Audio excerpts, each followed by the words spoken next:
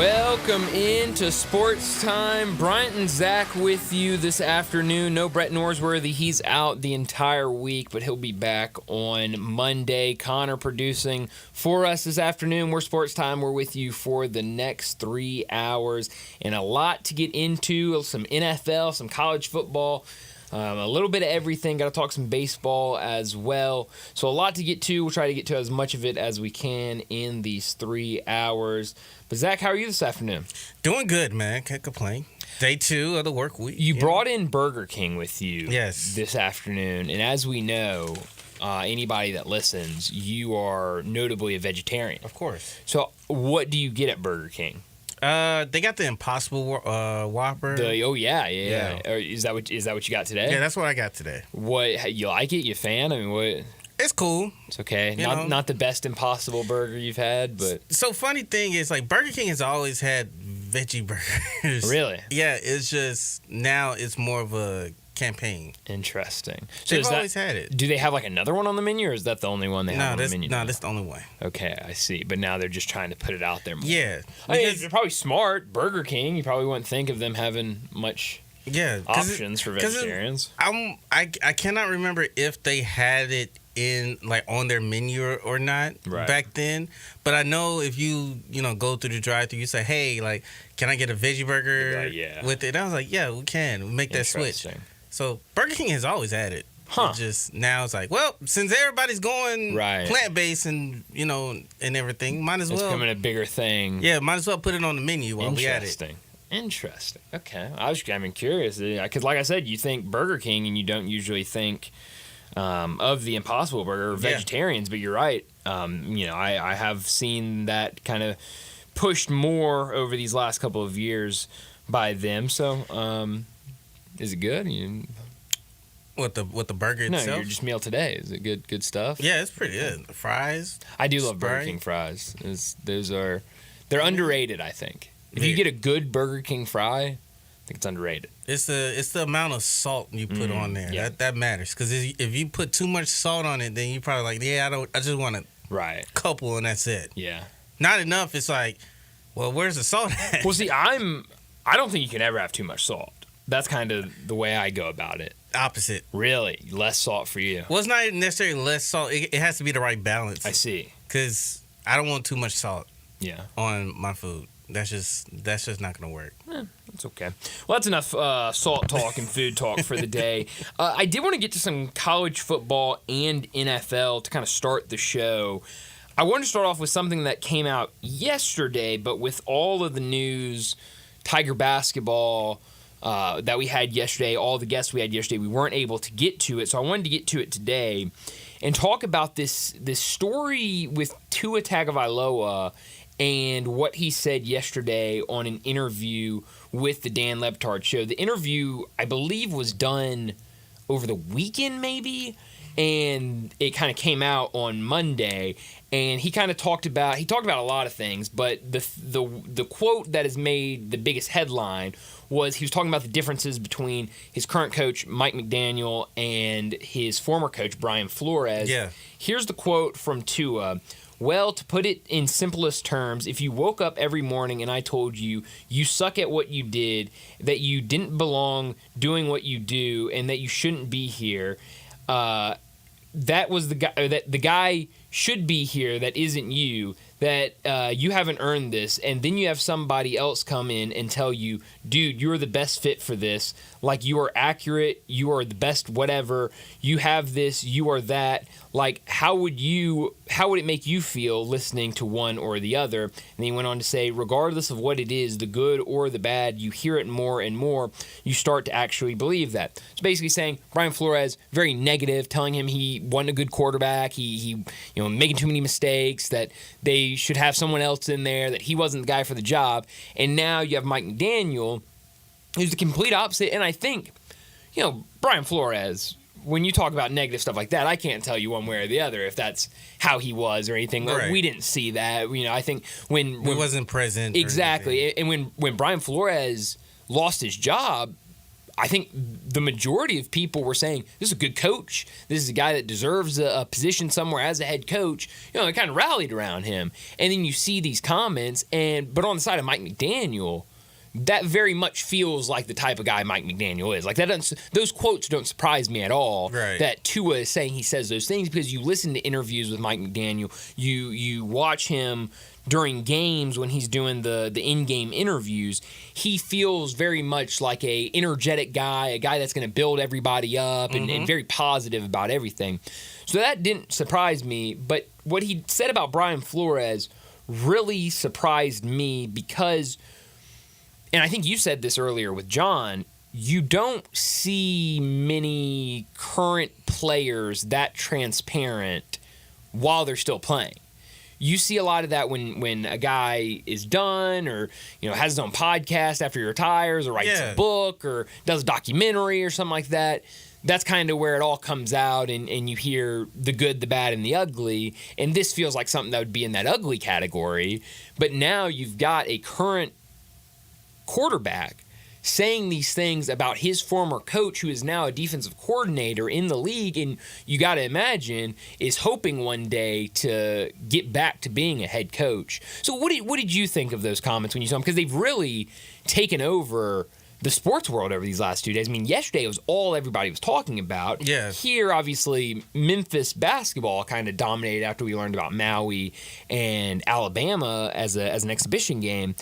But you look at national media yesterday, it was all talking about this quote and Tua, and even today you're seeing that continue to carry over because it's a big quote. I mean, it's not something that you just kind of look at and say, oh, okay, cool, next. It's like, wow, that's heavy. Yeah, and I mentioned it earlier that it's kind of odd that he comes out and he says that he's telling me that he's if you suck at your job, you shouldn't play NFL quarterback when. Like, he played with one of the hardest college football head coaches in our literally in our generation, and Nick Saban. So it's kind of weird, not to kind of put them two on the same playing field, but as far as like coaching style, that's kind of weird to kind of bring up, because Saban is just as hard on his players as what we're now finding out about Brian Flores. So, man, like I wish he would just kept it in his back pocket and just kind of kept it in general. Sure. More so of saying, Mike, he really has changed up the offense. If he was here my first 2 years, I think I would be in a better spot. Sure. Not to kind of throw him under the bus, but offensively, he probably would have been in a better spot. Definitely having playmakers around helps.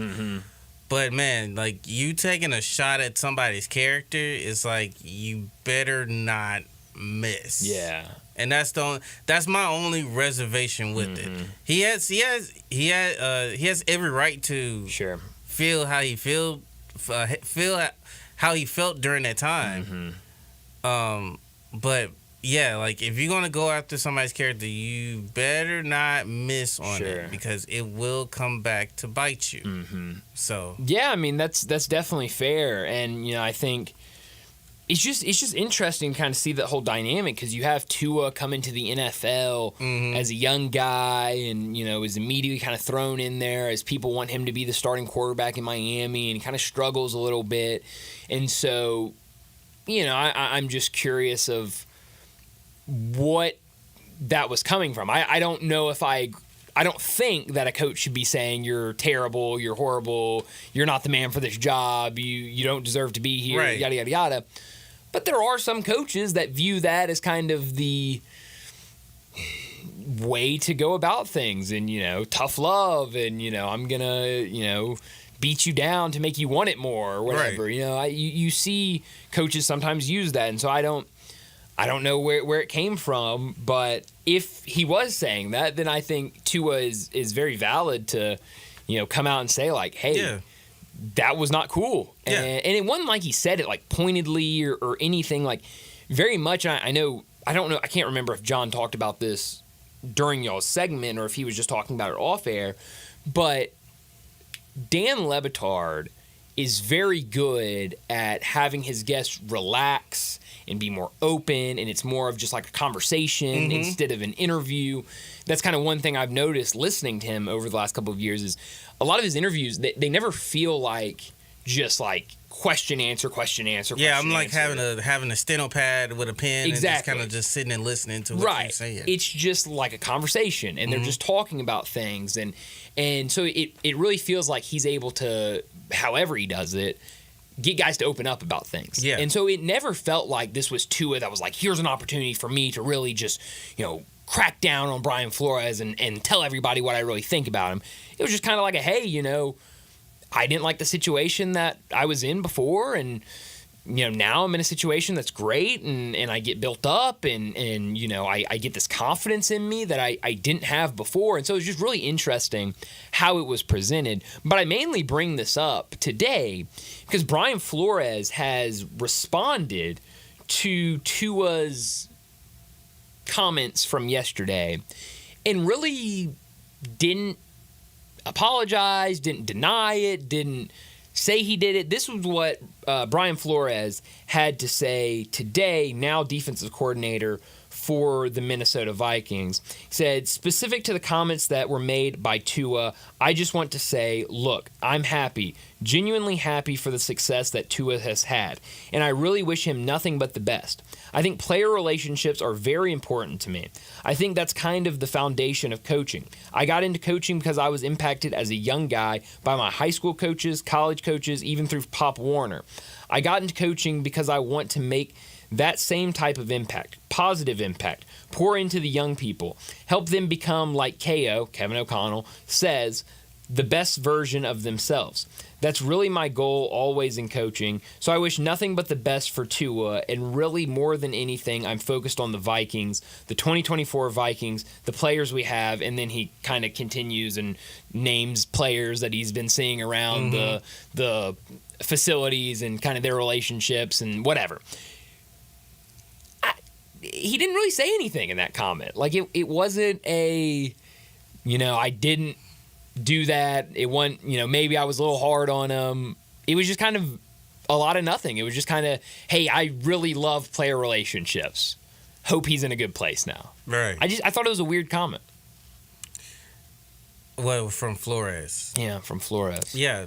And you could tell by the video that you could tell like the genuine hurt by it, because by who, Flores or Flores? Okay, like he kind of he felt hurt by those comments, because that's the last thing you expect. You mind your business, getting ready for a season, and all of a sudden you get character assassinated by a former quarterback, right? Out of nowhere. It's like, wait, what? Like, we getting ready for a season. Why is this trending right now? Yeah. So, I mean, like, and that's another thing too. I feel bad on his behalf because he is a African American coach, and at one point he did get fired prematurely from his job. Yeah. Even though they were doing all right, they weren't the best, but they were doing all right. Yeah. So, I mean, look. Like I said, he came under the Belichick coaching tree, and obviously Belichick's coaching ways are a little different. But they've been successful. They've shown it was shown track record of success. So I can't really fault him for that, because that's the coaching style. Now, obviously, like he said, that was his style at the time, but now he is evolved as a player and as a coach and as a human. So, it's just it's just one of those things. It's just one of those things where it's just about growing, and I don't know. It's just I think with both, like, should he have done it? No, he shouldn't have done it. But at the same time, should Tua have said something like this, knowing that the season's about to start? Yeah, I wouldn't say it, but it is what it is. Sure. Well, I think another thing that is kind of interesting is, like, I kind of said it earlier, of like, in what ways did this happen? Because we don't know exactly what was said. We have this quote from Tua, and what he said was said, but we don't know exactly what was said, when it was said, how it was said. I remember listening to some interviews after Russell Wilson left Seattle and went to Denver. And some of the guys on that defense in Seattle when he was there, the Legion of Boom, those great defensive players that we remember, I saw quotes from them where they were like, yeah, the coaching staff would rip us and tell us we were terrible and we didn't deserve to be out here and yada yada yada, but they would turn right around to Russell Wilson after he threw 3 interceptions in practice and say, it's all right, man, you've got it, and it's a good practice, but we just got to be better next year or next practice, and that it was very different between how the defense was spoke to and how the quarterback was spoken to. And so it's just interesting on kind of how you have to approach some of these players, especially at the quarterback position, and how you can address other people. And so maybe it was kind of that relationship where you've heard other guys in the NFL saying, yeah, this is how I was talked to as a player. And then, but I can take it. I can take that. And then there's some players that can't, and it hurts their confidence, and it really affects them. And maybe Tua's one of that guy, and that's not a bad thing. It's just different people react differently to different things. And so, while one person you can say, hey, you're not good, that was terrible practice, you don't deserve to be on this level, and they can kind of use that as fuel, other guys can't. And so it's just weird comments, I thought, by all around. Tua was a little weird. Now the comments from Flores after the fact, I thought was a little weird. So I'm sure we'll get more from this down the road, like way down the road. I'm sure this is only the start of like the Tua tell-all book after he's retired, and he's got a lot to tell. I mean, apparently, like he has a lot that he had to get off his chest. Sure, and like we said, Levitard. For what, as a reporter at one point with ESPN, absolutely. I mean, he did a really good job of securing that line to where it is now blown up. Oh, I mean, it's great for the Dan Levitard show. Clearly. I mean, everybody's talking about it. So, definitely a weird story from the NFL. But let me set up today's show before we get to top and not top story of the day. At 3:30, Matt Infield from Action News 5 will join us to talk the Tigers. Tiger football season right around the corner. 2 weeks until their first game, less than 2 weeks now, until their first game against North Alabama. So we'll talk to Matt about what he expects from this team and this offseason for Memphis football. We might also get his thoughts on the FedEx St. Jude Championship. I know he was out there reporting from TPC Southwind, so we'll talk a lot different things with Matt Infield at 3:30. 3:45, we'll talk the NFL. 4 o'clock, Brent Beard from First Coast News in Jacksonville will join us to talk some college football. We've got to get his preview on the Florida State-Georgia Tech game this Saturday in Dublin. We've also got to get his thoughts on the college football playoff and how many SEC teams, how many ACC teams he thinks can make the college football playoff. So we'll talk a ton of college football at 4 o'clock with Brent Beard. 4:30, we'll talk some baseball. 4:45, we'll get to big number of the day. 5 o'clock, Bo Marchant will join us to talk the NFL. A lot of news in the world of the NFL, but also we got to get to our AFC divisions and playoff predictions with him. I have Brett's, so I'll give you Brett's, I'll give you mine, and then Bo will give his as well. 5:30, we'll talk about what's trending, and at 5:45, we'll wrap up the show like we always do with Crunch Time. Let me remind you, we're in our Family Leisure Studios where family and fun come together. World's biggest spa sale. It's going on right now at Family Leisure.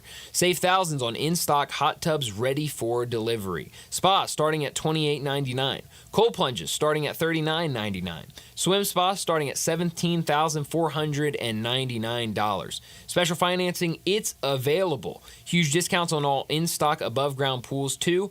And all patio furniture is priced to move. So head over to Family Leisure, 2120 Witten Road, just north of I-40. And don't forget, you can call or text the show in the Sissy's Log Cabin listener line, 901-360-8255. That's 901-360-8255. You got any thoughts on anything we talk about today? Send those texts in to the Sissies Log Cabin listener line. And let me know what you think about the Little League World Series. I did not realize how big it was. Obviously, all the games are on ESPN, but I've heard a lot of national radio, national TV giving updates on what's happening in the Little League World Series. I just didn't know if it was that. Are you in or out on the Little League World Series? I mean, it's here, obviously, in the studio. So yeah, it's on. I keep an eye on it, but it's, if I leave here, I'm not watching I didn't know it was even had already started until yesterday. Yeah. And then John was talking about it. He was like, I've loved watching the Little League World Series over the weekend. He's a baseball guy, Well, so, I mean, I love baseball, too. I had no idea what was going on. I'm not really in on it. It's not my thing, I guess. It's okay. I'm curious what everyone thinks. But but one thing I really was surprised about was Chinese Taipei. Oh yeah, they were playing Cuba last night. Like when the show was going on, it was like 2-0. Yeah, Cuba 2-0 up Cuba, and wow. all of a sudden, how about that? Put a 10 spot on Cuba. I had no idea. Like, how did that happen? News to me, huh? What happened? Yeah. Well, let's go ahead and get to top story of the day. Top story of the day. Well, my top story of the day is we're starting to get a lot of predictions from a lot of different people for the upcoming college football season, and I immediately go to where they have the Memphis Tigers. Earlier today, Heather Dinich from ESPN put together her college football playoff for 2024 preseason predictions. She has all 1 through 12 listed. Her first round buys: number 1 seed Georgia Bulldogs, number 2 seed Ohio State Buckeyes, number 3 seed Florida State Seminoles, and number 4 seed the Utah Utes. The first round matchups, which would be 12 through 5, she has Boise State at Texas, Alabama versus Ole Miss, that's 9 versus 8, number 11 Penn State versus number 6 Oregon, and then number 10 Miami versus number 7 Notre Dame. You heard me mention it. Number 12, Boise State. So she has Boise State as the group of 5 representative. Then she goes to her first 4 out of that 12-team college football playoffs. LSU, Missouri, Tennessee, and Oklahoma are the first 4 out. So all SEC teams, let's see, she had 2, 3, 4 SEC teams in the 12-team bracket, and she has the first 4 out, all SEC teams. Then her next 4 out: Michigan, Kansas State, Oklahoma State, and Clemson. Now, her group of 5 power rankings is what I find extremely interesting. Boise State, obviously number 1. She has them in her 12-team college football playoff. Number 2 is an American Athletic Conference team. Would you care to guess who it is? It's Memphis? It's not Memphis. It's not Memphis. It had to be UTSA. It's UTSA. Very good. I thought you were going to go with Tulane. UTSA comes in at number 2 for her. 3, App State, 4, Liberty, and 5, Miami, Ohio. So I'm really curious if she just took this is what I'm guessing at least. She took who she thinks is going to win their conference. All those conferences. Yeah. Because there's no way you have those teams and not have Memphis in there, I think, personally. And so I think that's how she did it, and just because she has the conference beside all of them, Mountain West, American, Sun Belt, Conference USA, and the MAC. So I think she just did it like that. But then I also saw today that over at The Athletic, Chris Vanini put together his college football rankings 1 through 134. So every FBS team is ranked, and he has the Memphis Tigers. I just had it, and now I lost it. He has Memphis at 31. Good spot, I think, to start off. But he has them as the 3rd best group of 5 team in his preseason rankings. He has both Boise State and Liberty in front of the Memphis Tigers. He has Tulane down at 42, Fresno State at 43. So that's kind of his top 5 group of 5 teams. Oh, yeah, he also has App State at 38. I missed that earlier when I was looking at it. And then, we talked to David Cobb yesterday, and he said that with this schedule Memphis has, he thinks maybe a couple losses for them. You got those 3, I would say, kind of tough road games against UTSA, on the road against UTSA, on the road against Tulane, on the road against USF. So it feels like there was a lot of love for the Tigers earlier in the offseason. Maybe that is cooling down as we get closer to the season, but maybe that's a good thing for this Memphis football team. Maybe get those expectations somewhere else and let this Tiger team just get to work and handle business. And then at the end of the day, who cares what the preseason predictions are? Go ahead and stack those proverbial chips on their shoulders, if man. all they got to do is just go out there, win games, and they'll get a spot in the college football playoff. My top story. There you go. ESPN, they did predictions for every NBA award for this upcoming season. Okay. Are you aware of this? So they went through and they said who's going to be Coach of the Year, MVP, Rookie of the Year, and Most Improved. Okay. Coming in at number 1 for NBA MVP, who would you predict would be number 1? Giannis. Giannis would be 5th. Wow. He's 5th. Holy cow. Ant Edwards. Ant Edwards is 4th. Shea is 3rd. Holy cow. Jokic. He is number 2. Holy cow. Now I just need one more. You just need one more. Holy cow. I have no idea. I don't know. I give up. Luka Doncic. I should have gone with Luka. That's on me. And it's an interesting list, though. I think it's very interesting. But then coming in, slotted at number 9, is the one and only Ja Morant. Wow. So top 10, that's not bad. Top 10. After missing all last year. Receives 2 points. Okay. But at the same time, you kind of just sit there and think to yourself, it's like, man, like, hindsight is 50-50 for a lot of these people. Because it's like, he was just at the top of the MVP ladder 2 seasons ago. Now you're saying that he's this far back down. Like, okay. So it looks like Ja got some work for him. Looks like he got some chips on his shoulder. Speaking of other chips, who do you think is going to win the Rookie of the Year, Bryant? Rookie of the Year this year. I don't know. It's not a great class. I'll just dive in on it. Zach Edey. Why not?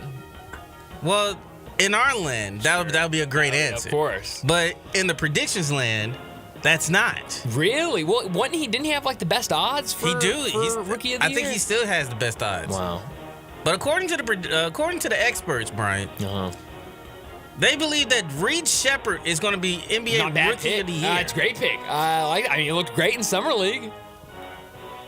He does. Yeah. Now it's just a matter of like how does he translate against other NBA players. I like that. I like these lists. We'll see. Defensive Player of the Year, they got Victor Wembanyama at the top. Wemby. Jaren comes in at tied 9th. Wow. Right now. Okay. And then 6-man, we don't really have. We have 6-man, but they're not going to be valued as high. Most Improved, there's nobody on the list there. Coach of the Year. Okay. Where do you think Taylor Jenkins slotted at? 8th. He's 8th. You're saying number 8. Yeah, I'm saying number 8. What's your prediction? I say like 9 or 10. 9 or 10? That's not too bad. Well, he's checked in at number 7. Wow. So I was one off. Yeah, it's Thibodeau, Dagnall, Mazzulla, Popovich, Atkinson, Nick Nurse. Interesting. It's a good group. Good group. Yeah. We'll see. Yeah, we'll see. We'll see. I think this is one of the. I guess for a lot of people, in their minds, I know a lot of fans. This is Taylor Jenkins make it or break it type of year. It absolutely is. So not top story of the day. Sorry, Zach. No, you're good. You're good. My bad. My non-top story. We gotta be really quick with this because we do gotta get to a break.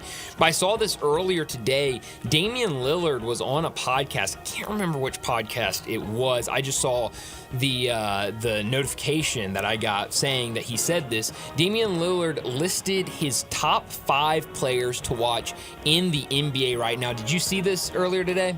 I saw the video of it on Twitter. So his list was Anthony Edwards, Luka Doncic. That's not in the order he gave it. No particular order. Nikola Jokic, Giannis Antetokounmpo, and Ja Morant. So I would say one of the best point guards in the league, Damian Lillard, is saying that Ja Morant is one of his favorite players to watch, and I think we're all going to get reaccustomed to that because I think a lot of people forgot about this Grizzlies team and especially Ja Morant with this year, pretty much entire season off for Ja Morant. But now that he's back, I think very quickly we're going to have that Ja Morant effect again with him being fully healthy, all of those issues behind him, and he can just go out there and play ball. So I'm really excited to see what he has in store this season. Yeah, he definitely got to ball out for sure, but that's one thing that you can trust, that he will ball out when he get back on the floor. Yeah. I don't have a not top story.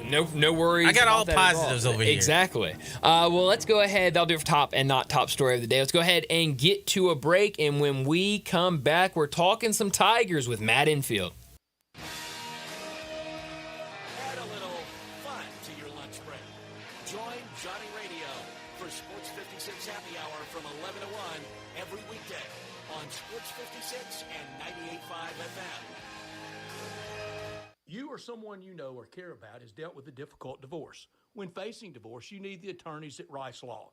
Nick and Larry Rice lead the firm with 3 generations and 7 decades of experience. Located in Memphis, serving the entire state of Tennessee and North Mississippi. Rice Law is who you need to call. Simple or difficult divorce, they know how to handle it. Call Rice Law at 901-526-6701, or for more information, visit them at aboutdivorce.com. That's aboutdivorce.com.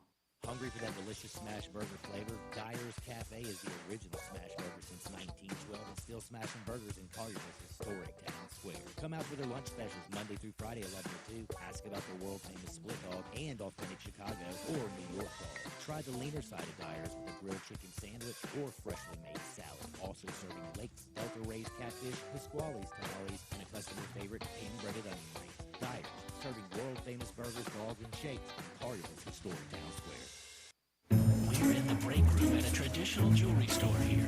Hey, Mark, I know it's our job here to try and sell every piece of jewelry, but don't sell this ring. I'm going to try to use my employee discount to buy it for my wife. Okay, but you know you can get a better deal at Genesis Diamonds. Genesis Diamonds? Are you crazy? They're not at the boss here. All I'm saying is I got a pair of diamond set earrings there for my wife and paid a lot less than what we charge here, even after my employee discount. Wow. You never know who you'll see shopping at Genesis Diamonds. With no middleman pricing on the best selection of diamond rings, earrings, pendants, bands, and bracelets, it's a no-brainer. I admire your dedication to our jewelry store and not going to Genesis. I know the boss really appreciates your loyalty. It's just the right thing to do, man. And it's nice your wife won't mind getting a smaller diamond. On second thought, can you cover me while I take a break? Genesis Diamonds, the smart alternative to old-fashioned jewelry shopping. With more selection, lower prices, higher quality, stronger warranties, and zero pressure. At Poplar and Perkins Extended. Sunrise Super Summer Sale is on fire at Sunrise Buick GMC at Wolf Chase. You'll find sizzling hot deals like a new 24 Buick Envista and $2 grand off MSRP, or choose a new 24 Buick Encore GX and up to $7 grand off MSRP with qualifying rebate. Sunrise Buick GMC at Wolf Chase. Make it fun buying car. Price does not include licensing costs, registration fees, taxes, and dealer doc fee of $899.50, which are to be paid by the consumer. Envista stock number RB168330, MSRP $25,880, dealer discount $2,000. Encore stock number RB217502, MSRP $30,405, dealer discount $4,000. Purchase allowance $3,000. Must currently own a non-GM vehicle. Expires 9/3/24. Lowe's knows our great paint savings mean you can get the colors you want at prices you'll love. Right now, get 20% off 1-gallon cans and 5-gallon pails of Valspar Defense paint or Cabot Stain. Shop now because it's the perfect time to maintain your deck and paint your outdoor spaces. Visit us in-store or online today because Lowe's knows home improvement. Valid through 8/21. Selection varies by location. See store at Lowe's.com for details. Family Leisure is having the world's biggest spa sale. It's happening right now. You can save thousands on in-stock hot tubs that are ready to be delivered. Family Leisure has spas that start at just $28.99. You know those cold plunges? You can get one for yourself starting at $39.99. Or how about swim spas? They start at $17,499. Plus, Family Leisure has set up special financing just for this event. Have you been sitting on the fence about an above-ground pool? Get off that fence and get to Family Leisure to take advantage of huge discounts on all their in-stock above-ground pools. And if you need some patio furniture, it's all priced to move out now.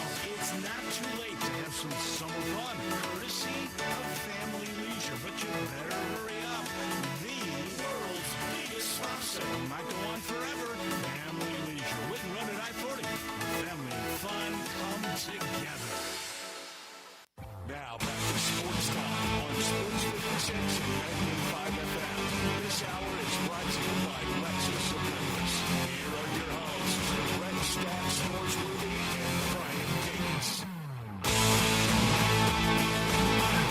Welcome back into Sports Time. Bryant Dacus, Zach Boyd with you. Zach filling in for Brett Norsworthy this week as he is out. He'll be back on Monday as we will really be amped up for the college football season in week 1. But joining us now to talk some college football, talk some Tigers, Matt Infield joins us now from Action News 5. Matt, thanks so much for joining us. Got to talk some Tigers. We're less than 2 weeks away from the season opener against North Alabama. What have you seen this offseason? What's kind of been the biggest storyline for you this offseason when it comes to Tiger football? I think it has to be, can they deliver on the hype, right? I mean, this is, without question, I think one of probably the 2 or 3 most talented Group of 5 teams in the country. Obviously Boise State will be in that discussion.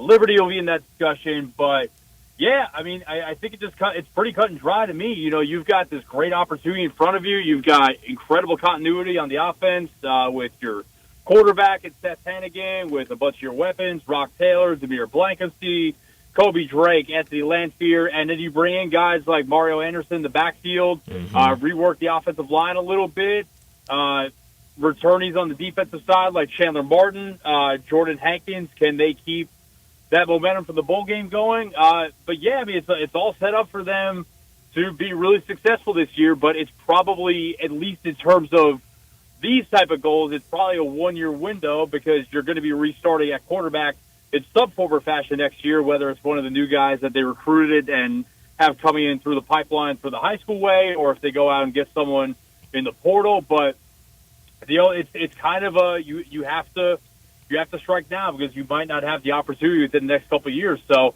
yeah, I think that pretty much sums it up to me. Yeah.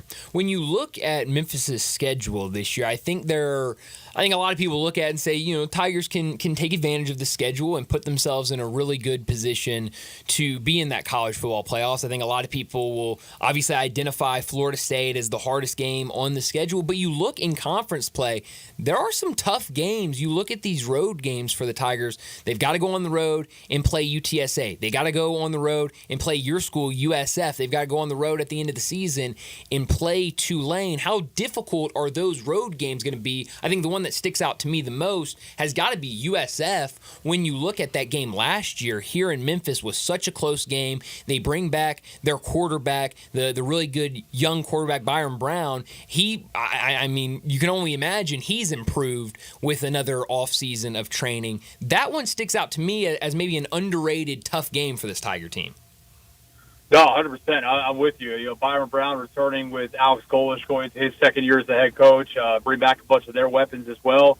And, yeah, I mean, the Memphis defense had no answers for USF for probably, a good 3 quarters of that game here last year. And there was a point in time where I thought USF was actually going to win that game just because they're doing whatever they wanted offensively. Now, going to Tampa and going to Raymond James, and I'll tell you as a USF alum, I mean, that Raymond James, when USF is not good, the environment's not all that crazy, not all that great, but for big games and when the team's good, which I saw kind of at the end of my time as a student there, they're not going to, Raymond James is in an enormous stadium. They're not going to fill it up totally, but it's a good energy in there. It's not an easy place to play if you're a road team. Yeah, I've got that circled. And then, like you said, UTSA.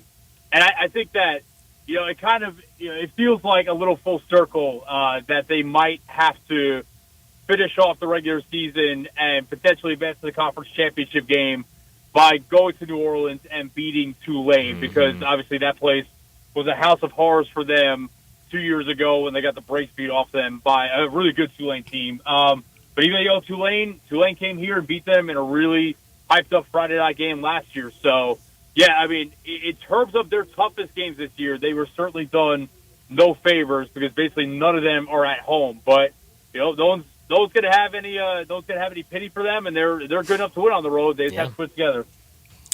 So you speak of momentum, Matt, and I'm just looking at it from from the Memphis side of things. You bring back your quarterback for his 4th year. His weapons are back as well. And then you add in all the extra motivation with the NIL package, partnering with FedEx.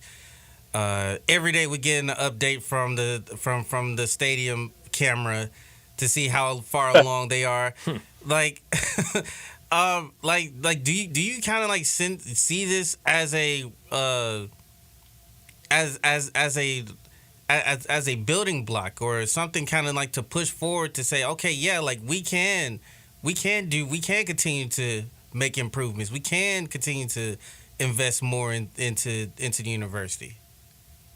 Yeah, I think that the building block aspect of it, because like I said, I think that above anything, this is let's strike this season, let's capitalize this year, let's try to get to the college football playoff this year while we know we can, because we know that things change so quickly in this sport now in terms of conference realignment and NIL and playoffs changing and whatnot. That who knows what the college football playoff is going to look like 2 to 3 years from now, and if you're even going to have access to it if you're in the AAC, or if maybe the non-power conferences, whatever it looks like, have their own playoff then, and then teams outside of that conference have their own playoff. Who knows what it looks like? I think the really big building block would be if you can strike this year and then use that as a catalyst to propel you into one of those quote-unquote power conferences, whatever it might be. I'm sure the ACC probably makes the most sense. But to me, that's where you look at it as a building block year and as a year to take you to new heights. Because if they reach the heights that they're capable of this season, then I think that the conference realignment talk gets louder for them, and it probably should. Yeah. Talking to Matt Infield from Action News 5. He's joining us. Talk some Tigers. He'll be with us every Tuesday afternoon to talk Tigers until hopefully the Tigers are playing in the Final Four in basketball. So we're really excited to have Matt with us. 2 more questions for you before we let you go. Non-football questions. First, with the basketball team, we learned yesterday that in the first round in Maui, they'll be playing UConn, the back-to-back national champions. And we also learned they'll play an exhibition down in Huntsville against Alabama. What did you make of those 2 announcements yesterday? I'm excited. I mean, because we're going to find out pretty early on what this team is made of. And, obviously, we saw last year teams can evolve, good or bad, over the course of the season. So I'm not sure that it's going to give us an answer to a final product. But, I think that it'll be good to see how they stack up against, UConn. UConn's gonna be loaded again. I'm not sure if they are like the absolute clear-cut favorites to win it all, but until they get knocked off or until Danny Hurley leaves, I think they have to be viewed that way. So that'll be a good test. And Alabama, went to the Final Four last year, and I'm sure they'll be really good once again. So now, to be fair, I mean the Tigers had a bunch of really good non-conference tests last year. Not quite this good, but they had good ones last year, and then when it came to conference play, it didn't matter because they didn't take competition seriously, and they didn't play enough defense, and obviously last year was last year. But I do think it will be good to kind of get that measuring stick early in the season and make tweaks from there, because ultimately, what they're playing for is to get to the NCAA tournament, and it'll probably give them a pretty good idea early on of the level they need to be at to win some games once they get there. And obviously, above anything, really, it's just good.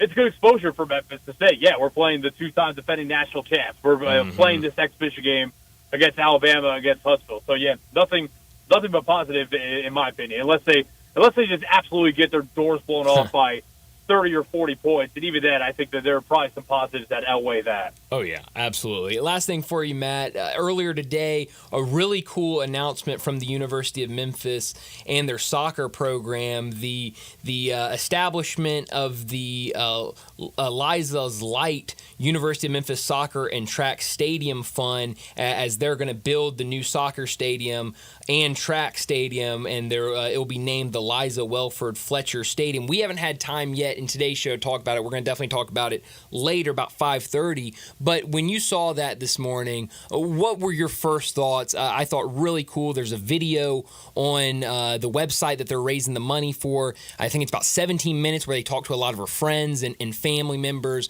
and really, really touching. I thought really cool. What did you think about that announcement this morning? Yeah, it's awesome. And I think Biddy as well, because obviously, when she was tragically killed, she was out on a run. So the track side of things, that kind of fits into something that was a big part of her life as well. I believe that she might have coached. Don't quote me on this. I believe that she was involved in track and field at some point in her life as well. So, yeah, I think that's a really cool kind of it's like solidarity between the university and, a really terrible moment that impacted the Memphis community and something that happened not too far from the Park Avenue campus. Yeah. So yeah, I think that, taking something that was really tragic and terrible, but using this and sports as a way to honor her life and legacy and to make sure she's never forgotten. I'm a big fan of the move. That tells me that there's some smart people making those type of decisions for U of M. So, yeah, I had A+ all the way around for me. Absolutely. Well, Matt, as always, thanks so much for joining us, and we'll talk to you again next Tuesday. All right, man. Looking forward to it. Thanks, guys. Thanks, Matt. Matt Infield joins us from Action News 5 to talk Tigers, and he'll be with us every single Tuesday from now until hopefully a Final Four run for Penny Hardaway and his Tiger team. As long as football and basketball is playing, he'll be with us on Tuesday afternoon. So really looking forward to that through the rest of the season. But let's go ahead and get to a break, and when we come back, we'll talk NFL. Join the voice of the Tigers, Dave Woloshin, for Wolo and Friends. Weekday mornings from 10 to 11, here on Sports 56 and 98.5 FM.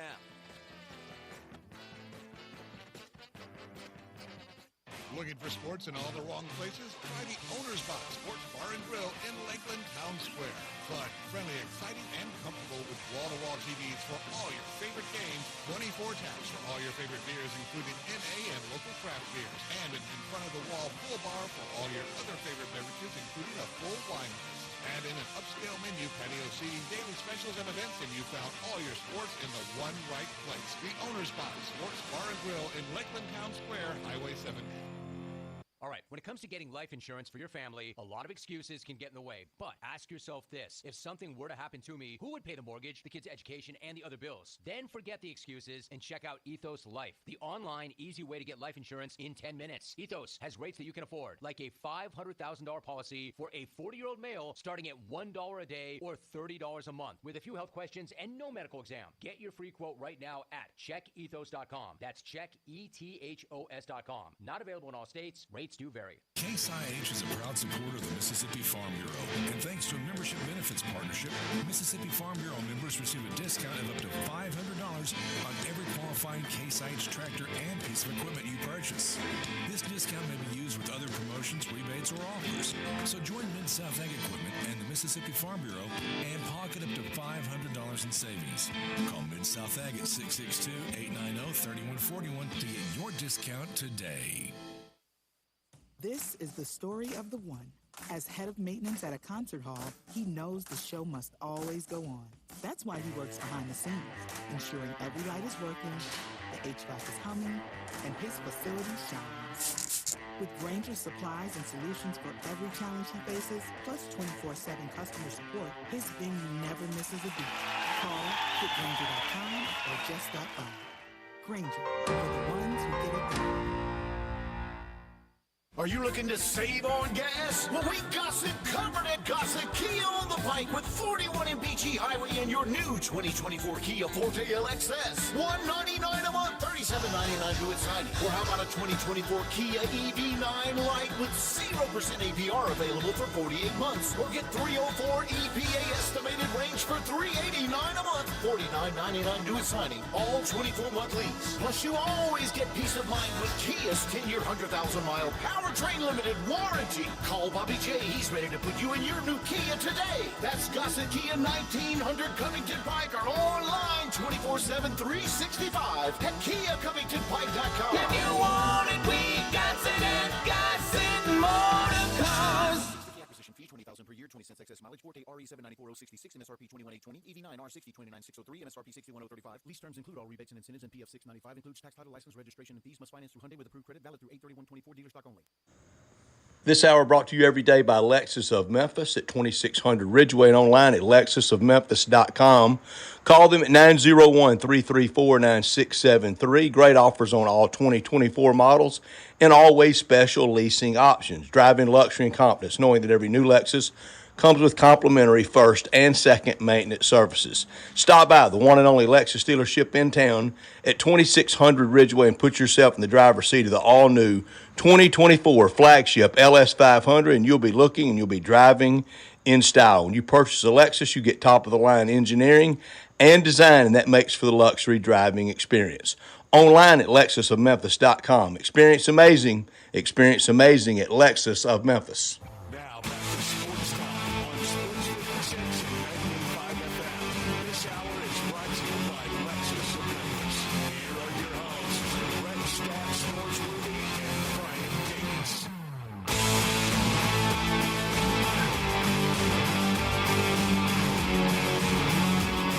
Well, Zach, we got a couple minutes before we get to a break, and I want to talk a little bit about the NFL. I'm excited here in a couple of hours, I guess almost an hour, we'll be talking to Bo Marchant, and we'll be making our picks for the AFC.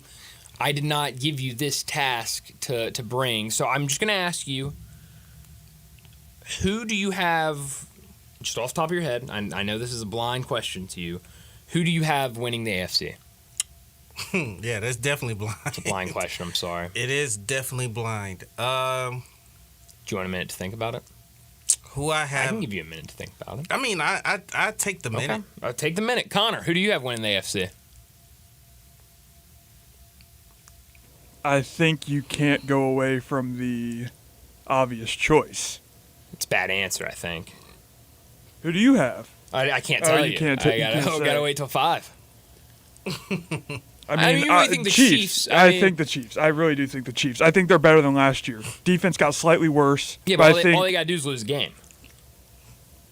Yeah, but they don't. They don't. It's fair. You trust the receivers this year?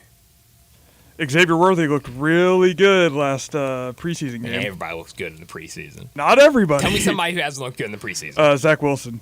Okay, whatever. Well, that's different, man. There's actually tape on him. You know who John was really against? And it's the first person I think I've heard kind of be down on this team. Who's that? The Ravens. Really? Mm-hmm. He said the offensive line's not as good, and he said, if you don't have basically the point of his whole argument was without an offensive line, that offense ain't gonna be able to do Well, that's anything. crazy because that was the team that I was gonna say that could win the AFC this year. I have them in my championship game. I'll say in my AFC championship game. Yeah. I have someone else who has played real bad in preseason who I'm really sad about, Keon Coleman, who also leads me to throw the Bills out a little bit. I have... Where are my Bills? Who's their number one receiver on their team? Who? In Buffalo? Buffalo? It's going to be Keon Coleman if he's good. It might be Keon Coleman. He's played really bad. Because I guess you weren't here when we talked about this. Josh Allen... Because I think everyone thought I was crazy for a second, but John on his show said Josh Allen's playing in week 1 of the preseason. And I go, that does not sound right. Like, he should not be playing.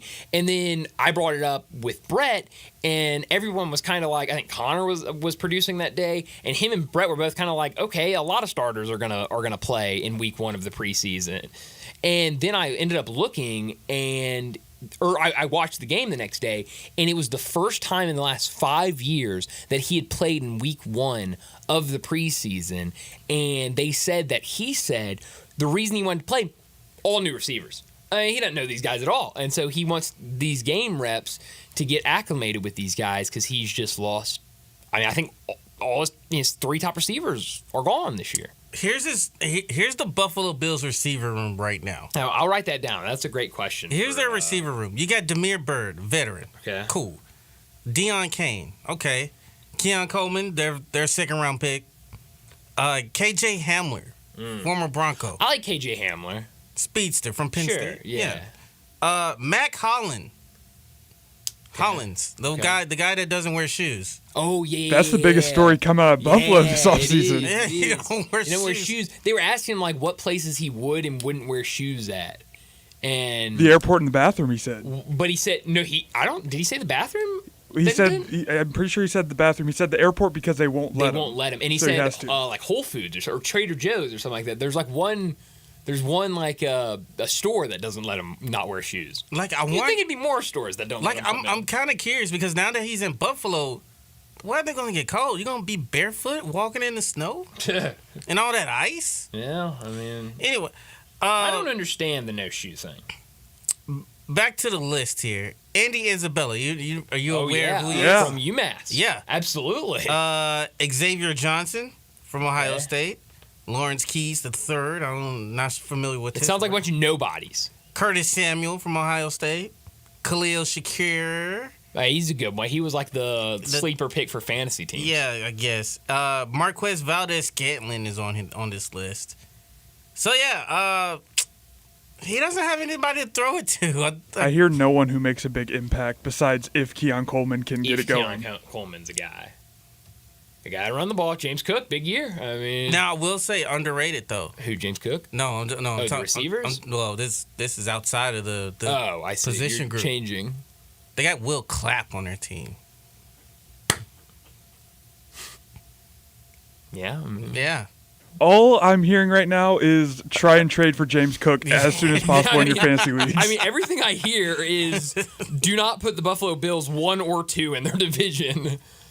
At least with the offense. Not right now, at least. Okay, so because I'm not going to talk to you next Tuesday, we'll do our NFC picks with Bo. Yeah. And I won't talk to you. You won't be with us next Tuesday. So who is your NFC team? NFC. So, I mean, it's kind of hard to go against the 49ers, am I right? Kind of hard to go against the Cowboys. No, I'm kidding. It's just fandom speaking. I kind of have zero faith in the Cowboys at this point. I would say the 49ers right now.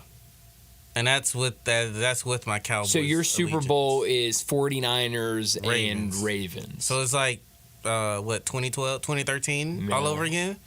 The Harbaugh Bowl. We get Beyonce back again? So she could shut down the electrical grid? No, thank you. Last time she was on the stage, we didn't have power. Had a 20-minute delay. Listen, that's what happens when we invite Beyonce to the stage. Guess so. Man.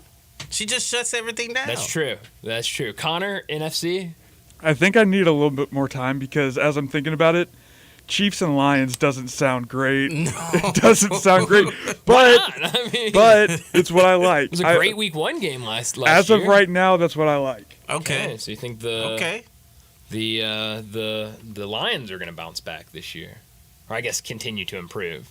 They're good last year. I mean, they had 49ers on the ropes. That's true. Could have had that one. That's true. Okay, well, we'll definitely get to more AFC picks in about an hour at 5 o'clock when Beau Marchant joins us. He'll give his picks. I have Brett's picks, and I also have my own picks. So we'll talk a lot of AFC at 5 o'clock with Beau Marchant. But we need to get to another break and wrap up our first hour. And when we come back, we're talking a whole lot of college football with Brent Beard from First Coast News in Jacksonville.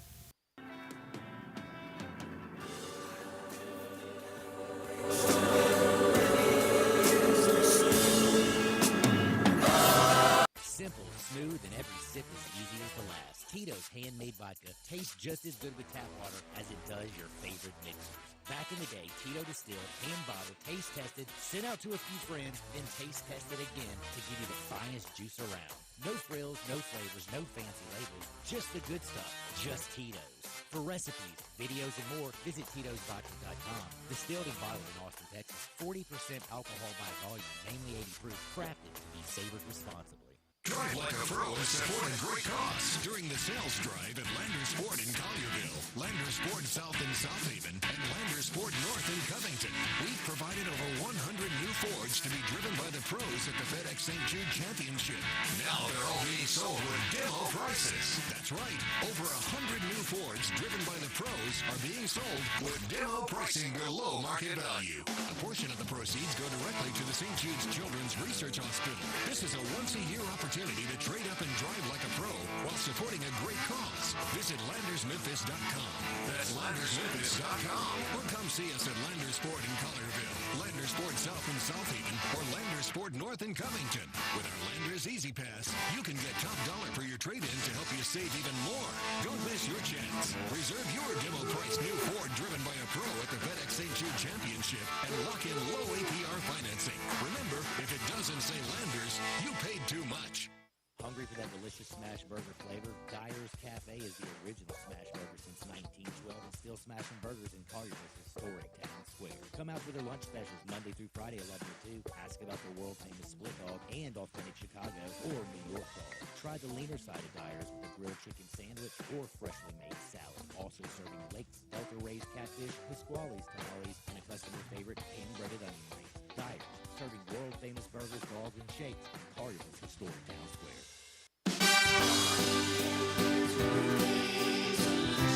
Chris Price here for Brian Elder Roofing. For nearly 2 decades, we've installed some of the best roof systems across the Mid-South. To the tens of thousands of clients we've served, we are honored. So many of you call our team at Brian Elder Roofing your roofers. Our team is dedicated to serving you and keeping your family safe, dry, and mold-free. The recent hailstorms have caused massive damage, and many of these will go unnoticed for years, even though the golf ball-sized hail we just experienced in the Mid-South compromises even the best-built roof system.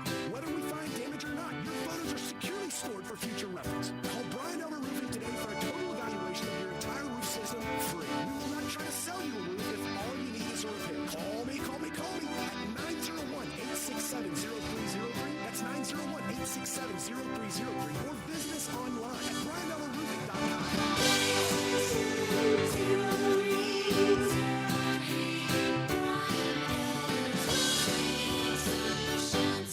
Getting engaged is one of life's most spectacular occasions. And when you find your ring at Sissy's Log Cabin, the promise of a lifetime begins with our promise to always provide unmatched quality, superior service, and brilliant natural diamonds. Find your dream engagement ring, wedding bands, and more when you shop Sissy'sLogCabin.com or stop by one of our 6 locations. Begin the rest of your line in brilliant, only at Sissy's Log Cabin, because life's too short for ordinary jewelry. Memphis, help us honor Liza Fletcher's memory and build a brighter future for our student athletes. The Liza's Light University of Memphis Soccer and Track Stadium Fund is in the first phase, with the goal of raising more than $7 million for the construction of the Liza Welford Fletcher Stadium and upgraded facilities that will inspire our Tigers. Join us in our mission and let your light shine. Visit lizaslight.org to learn more and donate today. Ole Miss Rebel Yell is back. The Rebel Yell Hotline Radio Show is back on WHBQ Sports 56 and 98.5 FM. Every Monday night at 6, hear the latest news on your Ole Miss Rebels with Yancey Porter with 24/7 Sports, former Ole Miss defensive tackle Mike Fitzsimmons, Gordon Ford covering SEC Sports Call, and former Ole Miss baseball announcer Gary Darby. From kickoff to free throw to extra innings, your Ole Miss Sports on the Rebel Yell Hotline Show right here Monday night at 6 on Sports 56, 560 AM and 98.5 FM. Your Mid-South Sports Station. Sports 56 traffic. Good afternoon. In the clearing stages of a crash, 55 northbound near Brooks and Elvis Presley. It's moving better than it was, but the wreck is still out there on 40 westbound at Chambers Chapel coming in from Fayette County. Hopefully they'll get that mess cleaned up sooner than later. It's building also here in the last few minutes in the Midtown area on I-40 over here at Chelsea. Weimer's Jewelry here in Memphis specializes in bridal ring purchases. They have since 1984. That's Weimer's Jewelry, 7525 Highway 64. I'm Commander Chuck with your on-time traffic.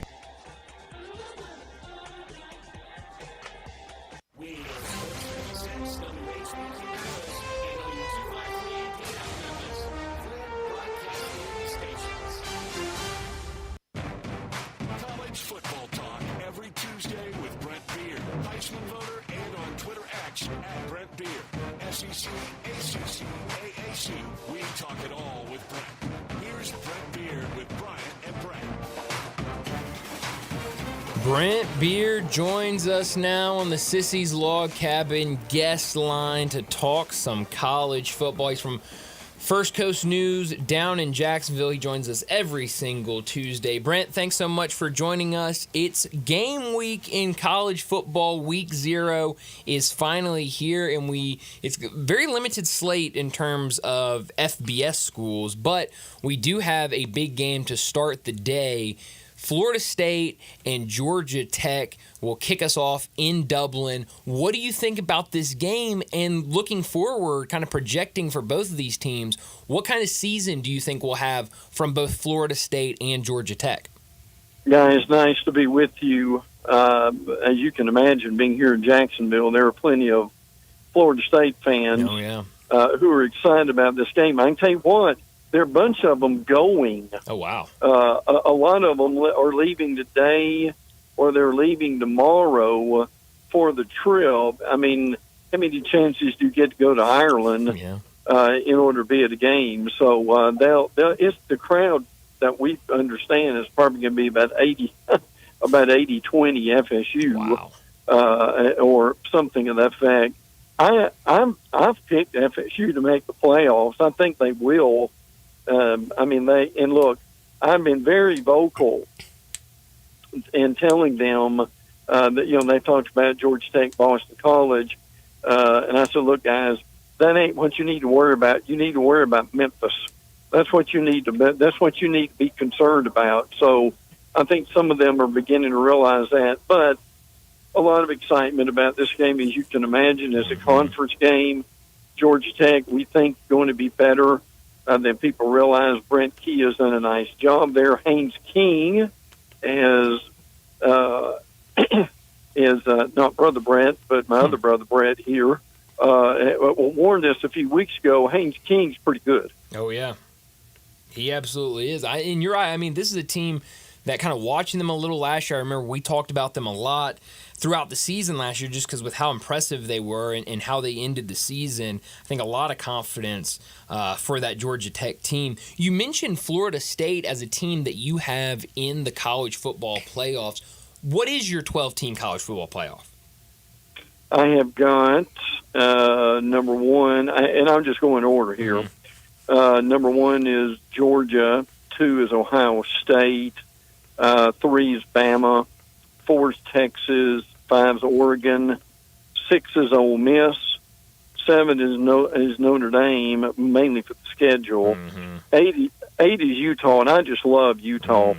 I love Whittingham. I love Cam Rising, who probably is going to get a Social Security card just about any day.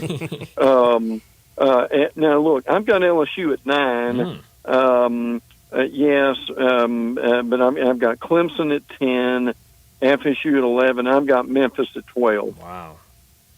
All right. So let's see. 1, 2, 3, 4, 5 SEC teams for you in the college football playoffs. Yes. I mean, look, guys, when you look at this, I think we're going to have something similar. And frankly, I think we're going to have something similar to that virtually every year. Yeah. Now the Big Ten is going to have a good bit. Also, I mean, obviously Ohio State and Oregon in here. Now, if you extend this a little further, I've got Michigan at 13, Tennessee at 14, Missouri at 15, and Oklahoma at 16. So the point of that is, I mean, you've got SEC teams that would still be on the verge of maybe making it. Yeah, and I mean, I think I've seen a lot of that. I think Heather Dinich with ESPN earlier today put out her 12-team college football playoff, and then her first 4 out, and the entire first 4 out was all SEC teams. And so I think, you're going to see a lot of SEC love. How far out in terms of, I know you said kind of your team's right out, but Tennessee, what do you think about them going into the season? How much excitement or hope should their fans have of maybe making that push to the college football playoffs? I think it's possible. Yeah. I don't think there's any doubt about that. I mean, they've got a tricky game coming up with NC State early on. I think that will let us know a little bit about where they're going. I love Nico. I think Nico is going to be a really good quarterback. I'm looking forward to being able to learn how to pronounce his name as the season goes along. But I mean, when you've got Brew McCoy coming back, Squirrel White, Cooper Mace to me is the guy that they have to keep healthy. And obvious James Pierce is, I mean, I hear about this number 1 draft choice stuff. I don't know about that. But he's doggone good, is he not? So, if their defense, particularly in the secondary, can improve, and it really hurt them to lose Jordan Thomas, obviously. So the point with all this is, I mean, would it shock me if they made it? No, but I've also heard Tennessee beat writers say that they thought they may finish just outside the 12. Brett, you mentioned Memphis earlier, and I can only sit and I'm just sitting here thinking to myself that, man, like good offense, very very good offense, 4-year starter at quarterback. The defense, it's a wait and see, but you expect this team to be in the playoff in the end.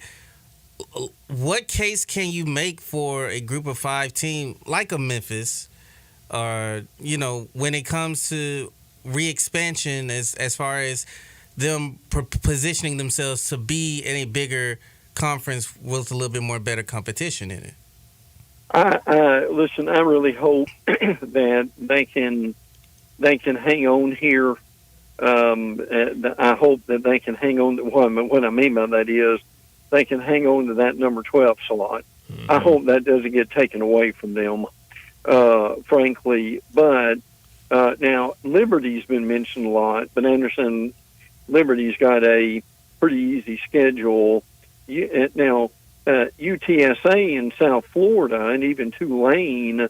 I mean, when you look at Memphis's conference, that's a pretty good group. Yeah. Frankly, I mean, could one of those teams really show up big before it's over, guys, and do something? So I'm truly hoping that either one or two things happen. Either they keep that number 12 slot, or were they able to come up with their own playoff themselves and make something with that? I'm hoping either number 1 or number 2 happens. Mm-hmm. I know you're down there, and we talk a lot of Miami football, Florida State, Florida with you, all those Florida schools. And I know we've mentioned Tyler Van Dyke in his move to Wisconsin, but now it's been made official over the last week or so that he'll be the starting quarterback for Wisconsin this season. It felt like every year going into the season with Miami when Tyler Van Dyke was there, the excitement for what he could do was through the roof, but then whether it be injuries or just inconsistent play when he was out there, it never really became anything. Now he goes up to Wisconsin. What do you think a Tyler Van Dyke at Wisconsin can do in the Big Ten? Well, I mean, he'll get a new lease on life, mm-hmm. and he really needed that. Frankly, look, guys, I remember well the situation he was not too long ago, where they benched him in the Middle Tennessee game. Yeah. So I mean, I hear he is he's doing much better, and he is. But look. I don't know if he's still got enough around him to where I mean, they're not going to challenge. I don't think with the Big Ten. I mean, they were 7-6 last year, 5-4. But I mean, he's got experience, so you can't overlook that. Sure. I mean, and they've got some guys. Will Pauling, for instance, who has made all conference honors. With that too, so I'm they got Phil Longo. I think that will help them along the line too. I love Luke Fickell. What he did at Cincinnati, can he emulate that at Wisconsin? That's going to be easy to see. But hopefully Tyler Van Dyke can kind of reinvent himself. But he doesn't have long guys because they play Alabama the third game and then they go to Southern Cal the fourth game. Yeah, that's not easy at all. you better get used to that offense quick, because that is not easy at all. Another quarterback announced, this one in the ACC, Malik Murphy, who is the backup at Texas. He transfers to Duke. Was announced earlier this week that he'll be the starting quarterback for the Blue Devils. You look at this Duke team, and they were really one of the biggest stories of college football last year with really what they did. Riley Leonard at quarterback and what that team was able to do. But now you lose your starting quarterback, you lose your head coach. Now Manny Diaz comes in. You've got Malik Murphy, who has never been a starting quarterback at this level, a consistent starting quarterback. I know he started a game or two at Texas. What do you think about this Duke team in 2024? I've heard some people saying that Duke's going to go right back down to the bottom of the ACC with all of these changes. Do you think that, or do you think that with what they were able to build last year, that they can still stay around middle of the pack in the conference? I think they can probably stay around the middle of the pack. I mean, guys, when you look at their schedule, Elon at Northwestern, UConn at Middle Tennessee, I mean, they should make some hay in September. Yeah. Now, it gets a little more dicey after that.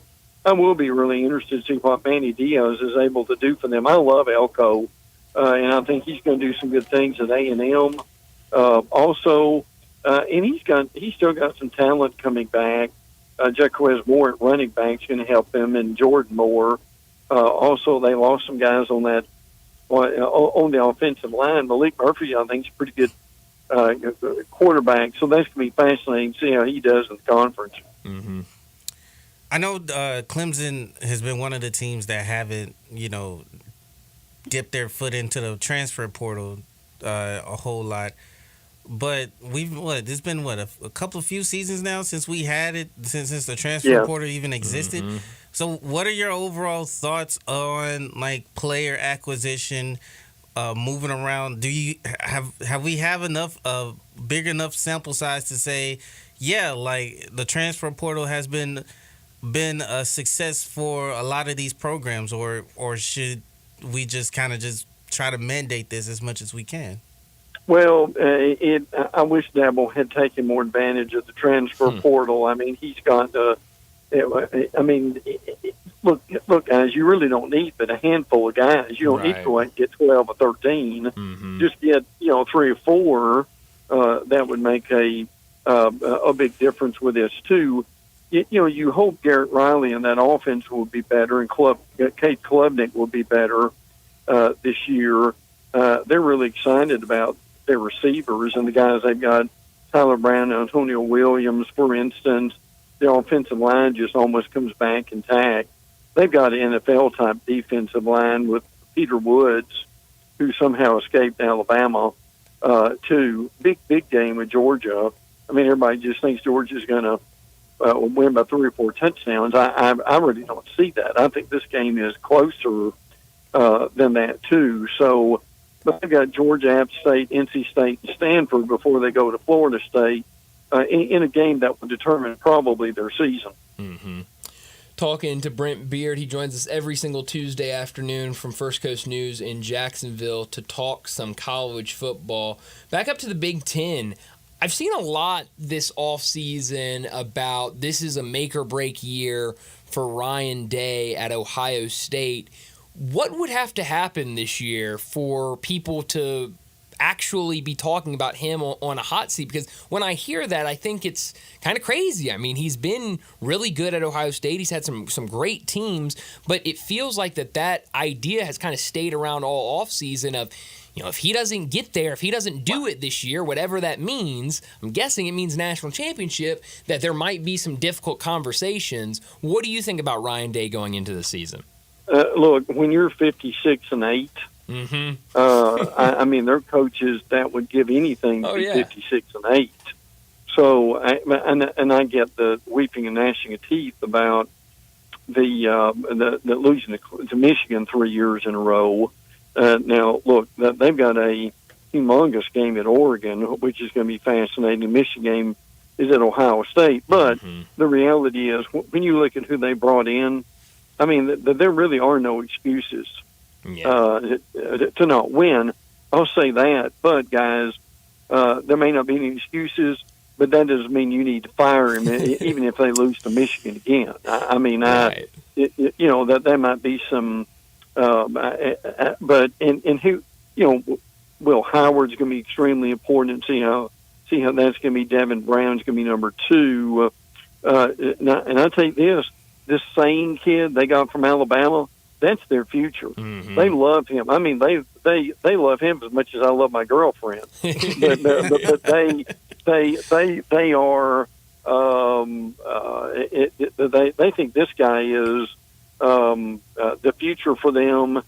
He was tremendous in Alabama, wanted to head on, but frankly, still their best player is Caleb Downs, who came from Alabama and transferred.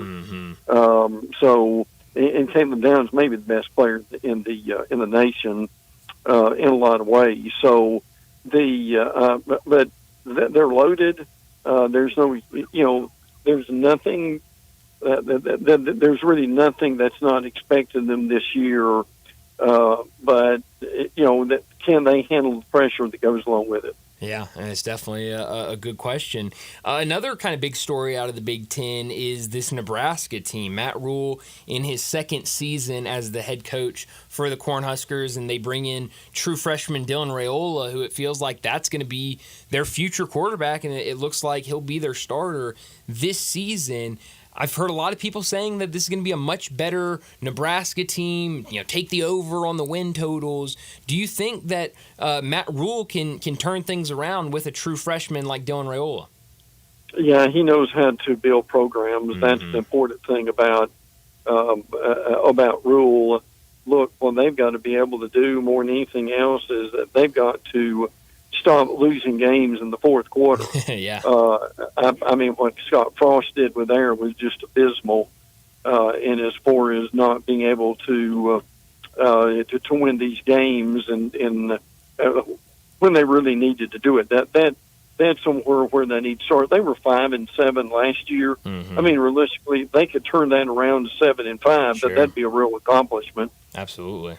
Yeah, I'm excited to see what Dylan Raiola can do with that Nebraska team. He looks like a fun young quarterback. Last thing for you, Brent, when you look at this kind of newer idea of scheduling in college football where we have this week 0, I mentioned it earlier, we've got 4 games involving a FBS school. Only 2 of those are an FBS versus an FBS. You've got Florida State and Georgia Tech. You've got SMU versus Nevada. And then the other 2, Delaware State, an FCS school against Hawaii, and Montana State, a really good FCS school against New Mexico. Do you like this idea of having just a little bit of an appetizer before we get to the full week 1 slate, or would you just prefer, let's just start with week 1, have everybody play, and let's go from there? No, I like week 0. I mean, it gives teams opportunities. For instance, my twin does sports radio up in the Huntsville, Alabama area, and UNA North Alabama is playing at 7 o'clock on ESPN Saturday night. I mean, listen, they may not ever have a chance to do that in the history of the program. That's true. So for that, I think it's great. The reality too is, there should be more than one Florida State Georgia Tech game there. We've had other games before. Miami and Florida played, which is good too. So hopefully I like it. It's an abbreviated thing, just get things going. But if they beat it up a little bit more, that'd be fine too. Yeah, no, I'm definitely with you on that. But Brent, as always, thanks so much for joining us, and we'll do it again next week. Good. Thank you, guys. Enjoyed it. Take care. Thanks, Brent. Brent Beard joining us from First Coast News in Jacksonville, and I'm with him. I mean, I love week 0. I'm going to watch all of these games, probably even the FCS games I'll probably watch. He mentioned North Alabama and SEMO. I mean, everyone's talking about got to watch Florida State to scout them for that game for the Tigers. Yeah. Got to scout North Alabama. I mean, that's week 1. They're playing week 0. Good opportunity to see them, what you can expect in week 1 when they come over here to face the Tigers. So I definitely like week 0, but I'm with him. If we could add maybe one more, not even saying marquee game, but just a somewhat marquee game. Because like Florida State, Georgia Tech is not, front page, bulletin board, biggest game ever. But it's a good game. It's a conference game just to start the season, and it's in Dublin. It's 2 ACC schools, so you not only is it a conference game, but it's a power conference game. So if you could get maybe one more of those on the schedule, that'd be cool. I would love that. Maybe have one, early in the morning at 11 o'clock. Have one more prime time at 7. I think that would be a great idea. But I do like week 0. What do you think of week 0?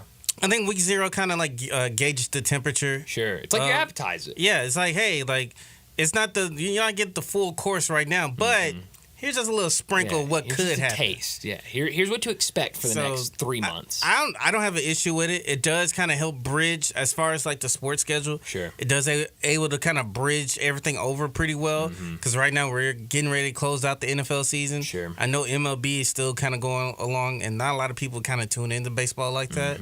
But I know for football, having a week 0 on the same week as the NFL preseason is getting ready to end. This the last week of NFL preseason kind of like makes up that difference. That's a good point. And then week 1 happens the week before the start of NFL season. Yeah. Well, it's this off season, at least to me, it feels like it's been so fast. And I was talking about this with my girlfriend Melinda because she kind of pointed out to me. She was like, "It feels like college football is starting sooner this year." And I was like, you're absolutely right, because it feels like you get to that point in late July or early August where you're like, okay, I need college football. Like it's, I'm ready for it. But this year, between the baseball and then really NBA, where you had the finals and then the draft and then summer league, and it felt like right after that you had a couple of weeks where you had some good MLB games, and then right after that you have the Olympics here locally. We had the golf tournament last weekend, and now it's football's here. So it didn't feel like you had any downtime because of everything going on in the sports world, and so that's helped out a lot. Because usually I'm like, man, I got to get to week 0 and get some football. But this year I'm like, week 0 is cool. Like I love week 0, but it feels like it's just gotten here quicker, which is good. Which is great, especially during the Olympic year, because the Olympics kind of fun. Olympics covers that dead period that we're 2 weeks. Yeah, it just gives you 24 hours of sports to watch, pretty much. While you just count down the days, and then all of a sudden it's like boom, it's here, week 0. That's right. So I'm definitely excited for this week, and I do have a story that I want to get to later in the show. Hawaii and Delaware State this weekend. I've already got some travel issues with Delaware State, so we'll have to talk about that. CrowdStrike got them again? Oh, man. Good question. I don't know. I think this was just more on themselves. I think they just missed the bus. So we'll talk about that a little bit later, but let's get to a break, and when we come back, we'll talk some Major League Baseball. Broadcasting from the Family Leisure Studio, we are Sports 56 and 98.5 FM. They can't get that Central Barbecue location on Central back open soon enough. It's still going to be a little while. They do things right at Central Barbecue. That's why every location is so unique. I know, but there's a lot of different Central Barbecue locations. But I miss the OG, the Central Barbecue on Central. It's going to be completely different. Well, not completely. Yeah, when the Central Barbecue location on Central reopens, it'll be bigger, nicer, more streamlined. But still on Central. That's about the only thing. For the time being, until they tell us different, you can't go wrong with any of the Central Barbecue locations. I think we broke out a record for saying Central Barbecue the most times in a Central Barbecue commercial. We're here with David Cooper, Vice President of Genesis Diamonds. David, we're familiar with iconic brands. Are there designers for engagement rings? Absolutely. Like every other industry, there are 10 renowned bridal designers who have been leading the industry for years. They're trusted, respected, and exclusive. Every jewelry store wishes to help. So what makes these designer engagement rings so desirable? These designers drive a surge of customers to the store, making it the place to be. They attract shoppers who value quality, sophistication, and the ability to express their individuality. Customers find these engagement rings in other stores? Absolutely. Other stores would love to help. We have to see from what they can get and what they wish to have. So Genesis is cornered the market. Certainly. World-class exclusive selection from $1,900 complete rings to $250,000 celebrity rings. Best bridal designers in the world create these one-of-a-kind rings specifically to showcase Genesis Diamonds, popular in markets extended. Rick's Powder Coating for a beautiful finish every time. Rick's Powder Coating specializes in automotive, ornamental, residential, and industrial coating. With 2 conveyor lines and the largest batch ovens in the Mid-South, Rick's can accommodate all of your powder coating needs. Locally owned and operated since 2002, Rick's Powder Coating will customize a beautiful finish just for you. Drop by or call to see how Rick's Powder Coating can bring color to your life. 901-367-2771 or rickspowdercoating.com. Wash your house, wash your office building? Impossible! Not call Wilson's Pro Wash. Your house, fence, driveway, warehouse, store, hotel, even cars and trucks can all be Squeaky clean and beautiful after pressure washing by Wilson's Pro Wash. Wilson's specializes in cleaning all hard surfaces, concrete, stone, brick, and mortar, even wood and vinyl siding. Then Wilson's can seal their surfaces so they stay looking brand new. Call Wilson's Pro Wash, 901-524-6799, or online at wilsonsprowash.com. If you're looking to play a private country club but only pay daily greens fees, then Meadowbrook Country Club in West Memphis, Arkansas is the place for you. At Meadowbrook Country Club in West Memphis, you can now play a beautiful, challenging course for only $59. Meadowbrook Country Club features champion Bermuda greens and is now available to everyone. A membership is $350 per month and includes tennis, pickleball, and swimming, plus a great restaurant and bar, all less than 15 minutes from downtown and midtown Memphis. Meadowbrook Golf Pro Mark can even fix you up with custom-made tricks on and Cleveland clubs. If golf isn't for you, try the social membership for only $250 a month. And there's 2 levels of all-inclusive junior memberships, $20 to $29 for $200 a month and $30 to $34 for $250 a month. Call for your tee time today at Meadowbrook Country Club, 870-394-4186. Now semi-private Tuesday through Sunday. Meadowbrook Country Club in West Memphis, 870-394-4186. So you need to sell your house? I have the solution. Call 901-406-1101. That's 901-406-1101. Call my buddy Bill and I buy houses, any area, as is. It's literally as simple as that. Just pick up your phone, call 901-406-1101. That's 901-406-1101. Call my buddy Bill and I buy houses. Guaranteed to close in 5 days. If you need to sell your house fast, call Bill at 901-406-1101. That's Bill at I buy houses. Listen each and every Sunday morning at 10 a.m. and join Ottawa Presbyterian Church for worship. Ottawa is a PCUSA church located in town Memphis. Sports 56 traffic. Good afternoon. We've already had a couple of fender benders in the Midtown area, but it is cranking up in the normal spots. However, here in Midtown on 240 southbound from Union down towards Norris, it's busy, but it's not the worst we've ever seen it. On 240 east as you get onto 385 Billboard's Parkway going outbound. Listen, Weimer's Jewelry right here in Memphis specializes in bridal ring purchases. They've been around since 1984. That's Weimer's Jewelry, 7525 Highway 64. I'm Commander Chuck with your on-time traffic.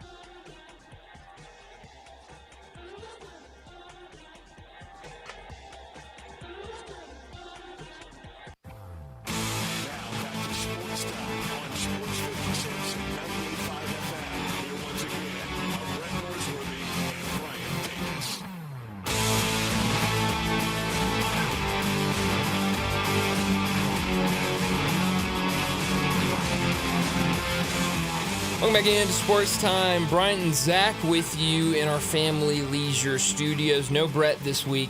He'll be back on Monday. We'll be doing a lot of recapping of Week 0 action, a lot of previewing of Week 1. Very excited for the weekend in college football to get everything kicked off. But we do got to talk some Major League Baseball right now as it continues to roll right along. And we got an announcement earlier today from the St. Louis Cardinals.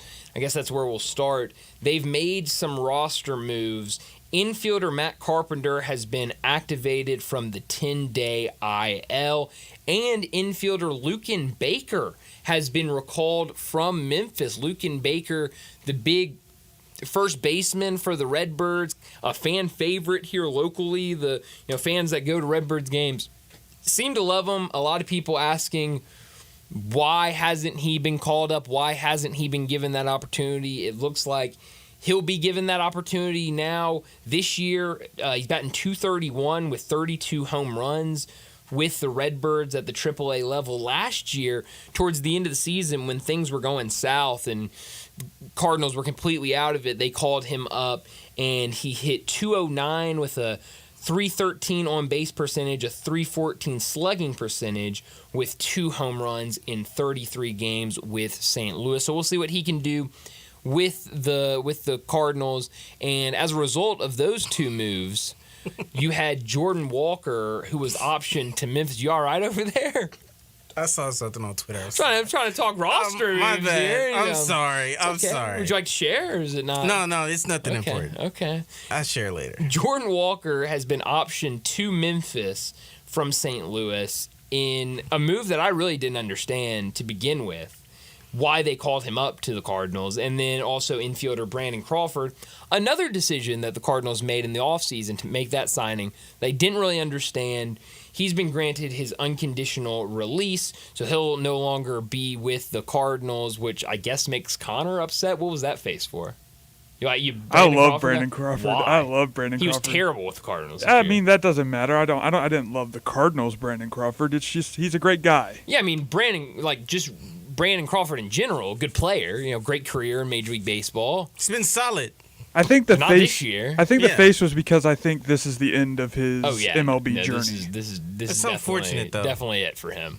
Well, I mean, I don't know if Matt Carpenter can still be around. I mean, maybe Brandon Crawford can as well. Takes the right team to find it. Yes, so. But I never liked the signing for Brandon Crawford with the Cardinals. I didn't think it made much sense. They tried to make it work earlier in the season, and then Mason Wynn was just too good. And you had to have him out there at shortstop every game. He's great in the field. His bat has really turned on after about a month into the season. He's been really good. I think he's going to be a star for the Cardinals for a really long time. Now, Jordan Walker is the interesting one because obviously there's been so much talk about Jordan Walker ever since he got drafted by the St. Louis Cardinals. He was the number one prospect in the organization for a while. He was a top prospect in Major League Baseball for a while. They called him up last year. Well, I guess you can even go further back because I think one of the biggest issues with Jordan Walker is where do you play him in the field? And he comes out of the draft and is a traditional third baseman. Well, obviously right now with Nolan Arenado, you're not playing him at third base. You have your third baseman. So at Double-A, they tried to put him in the outfield. He's just not an outfielder. But they said, we're going to make this work. He's working hard. He's going to be an outfielder. Last year, he spends some time in Memphis. He gets called up. He, gets sent back down. He ends the season with the Cardinals. Isn't great, but whatever. Another offseason. He starts the season with the Cardinals, really can't get anything going, comes back to Memphis, and it's really been quiet ever since that. And you heard a lot of the same things you heard last year of he's got to work on his swing. It's a swing issue, yada, yada, yada. He gets called up, I guess 2 weeks ago it was, back up to St. Louis because of the injury to Matt Carpenter. And immediately, he doesn't play the day it was announced, obviously, travel. He didn't play the next day because it was announced on a Monday. So he didn't play that. So it was last Monday is when it was. He didn't play that Monday. He didn't play that Tuesday. Everyone thought he would play that Wednesday. And then we got a update, I guess, from one of the beat writers up in St. Louis that said basically he's only going to bat against left-handed pitchers. He's not going to bat against righties. And it was like 6 of the next 7 starting pitchers were going to be righties. Yeah. And so it was like, why even call him up at that point? Well, he did end up appearing in 4 games for St. Louis before now being sent back down to Memphis. Only recorded 1 hit in 11 at-bats, so not a good stint for Jordan Walker with the Cardinals. And now I think you're going to see some people maybe asking the question of, is Jordan Walker a bust? Which I think it's still too early for that. I don't think they've done a good job trying to develop him. But and maybe it's just me wishful thinking as a Cardinal fan, I still think it's a little too early for bust talk with Jordan Walker. I think so as well.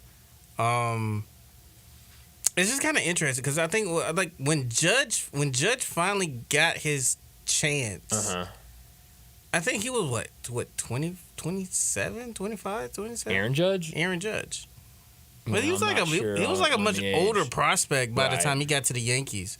Because like once he hit 30, I'm like, wait, Aaron Judge is 30 Right. like now?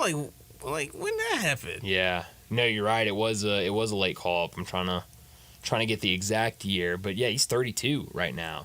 His first year was 2016 at the age of 24, so a little later, and that was only 27 games. His first year, full with the Yankees was he was 25. Right. So, and Jordan Walker's what, 22 right now? Yeah. So he has time. Right. But at some point, the talent got to show. Mm-hmm. And that's something that kind of needs to be shown on his end. The talent has to be there.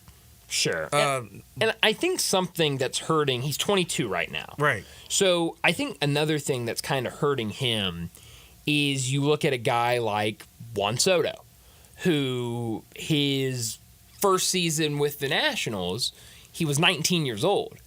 By the time he was 22, he was an all-star and hit, where's his home runs? 29 home runs for the Washington Nationals.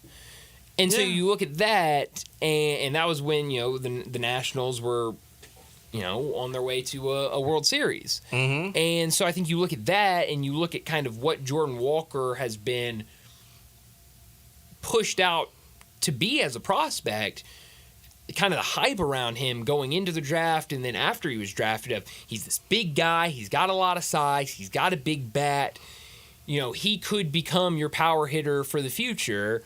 And so I think you immediately look at some of the best power hitters in the game right now, and you see some of those guys going immediately. You also see kind of very different, but because it's a different position, but you see guys like Paul Skeens, and very different there because Paul Skeens went to college and more developed. But you see Paul Skeens go to the minors. He's there for a year and a half, not even, and he gets the call up. Gets the call up and has now been unbelievable. So you're seeing kind of this newer move of guys are going quicker through the minors and are getting to the majors and making an impact. So people are looking at Jordan Walker and saying, all right, you've been in the minors for too long. Look at Mason Wynn. Mason Wynn's already with the majors and making an impact. He was drafted later than you, and, he's already up there and playing a vital role. Right. Why haven't you been able to do that? He gets called up and he's not doing anything and is immediately sent back down. So I think it's a lot of factors that are working against him right now. And I do think when you look at Jordan Walker as a player, I think he's a guy that plays a lot based on what his confidence is. If he's got a lot of confidence, he's going to be hitting the ball well. He's going to be, he's going to be locked in. I think in recent weeks, you've seen him playing better with the Redbirds. I think that's just he has that confidence now at the AAA level. But when he gets called up and he's in that new environment, maybe that confidence wavers a little bit. He remembers last time he was in the majors, and now he's not getting an opportunity. He's sitting for a couple games and just can't get anything going. That confidence goes down, and he struggles.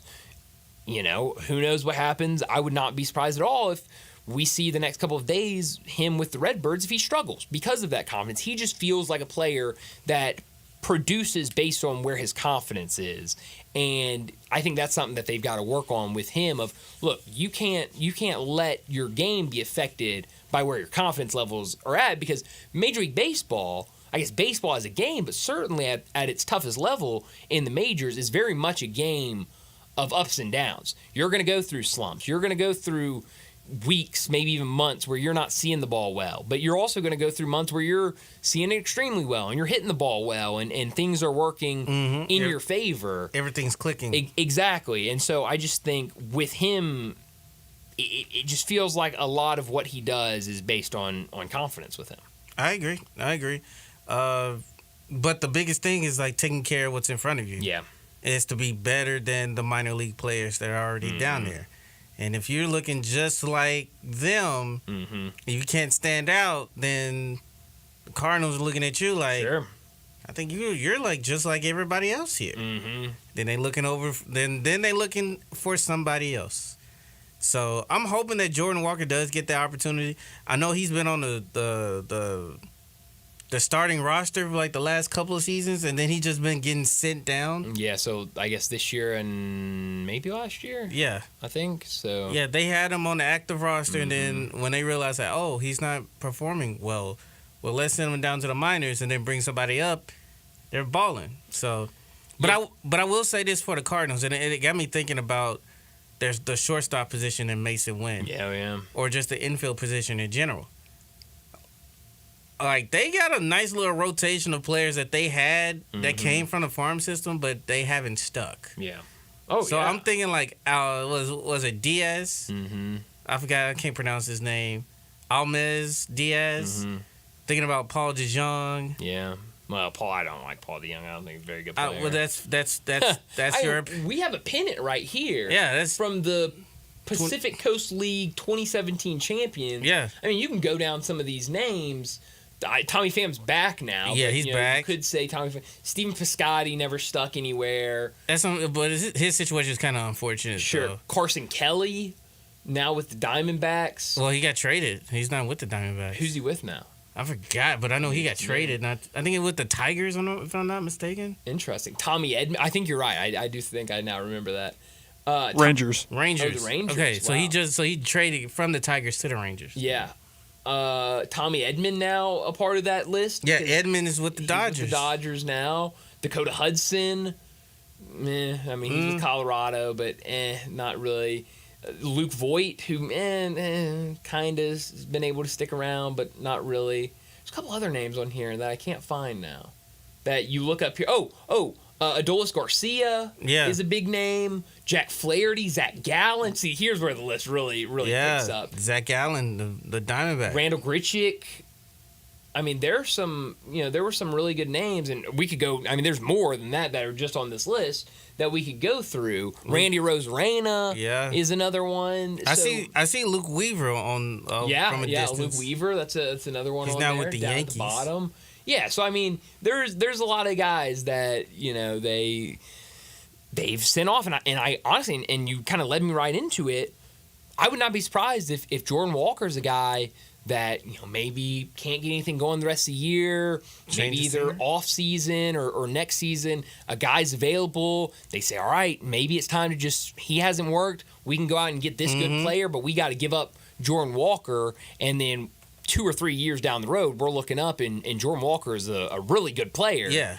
And is another trade that kind of burns the Cardinals. Yeah. You're right. It has happened and feels like it happens a lot. I did not mean for this to be just a Cardinals segment. But it lets you know the depth of the Cardinals team. Like, even though they haven't played well the last couple of years, they have produced MLB talent coming out of their farm system. Yeah. It's just a matter of, can Jordan Walker kind of click and put it all together? Yeah, that's a good question. We'll talk more about some MLB games. I think a couple of really good series starting tonight. We'll do that in What's Trending a little bit later because we need to get to a break, and when we come back, it'll be time for Big Number of the Day.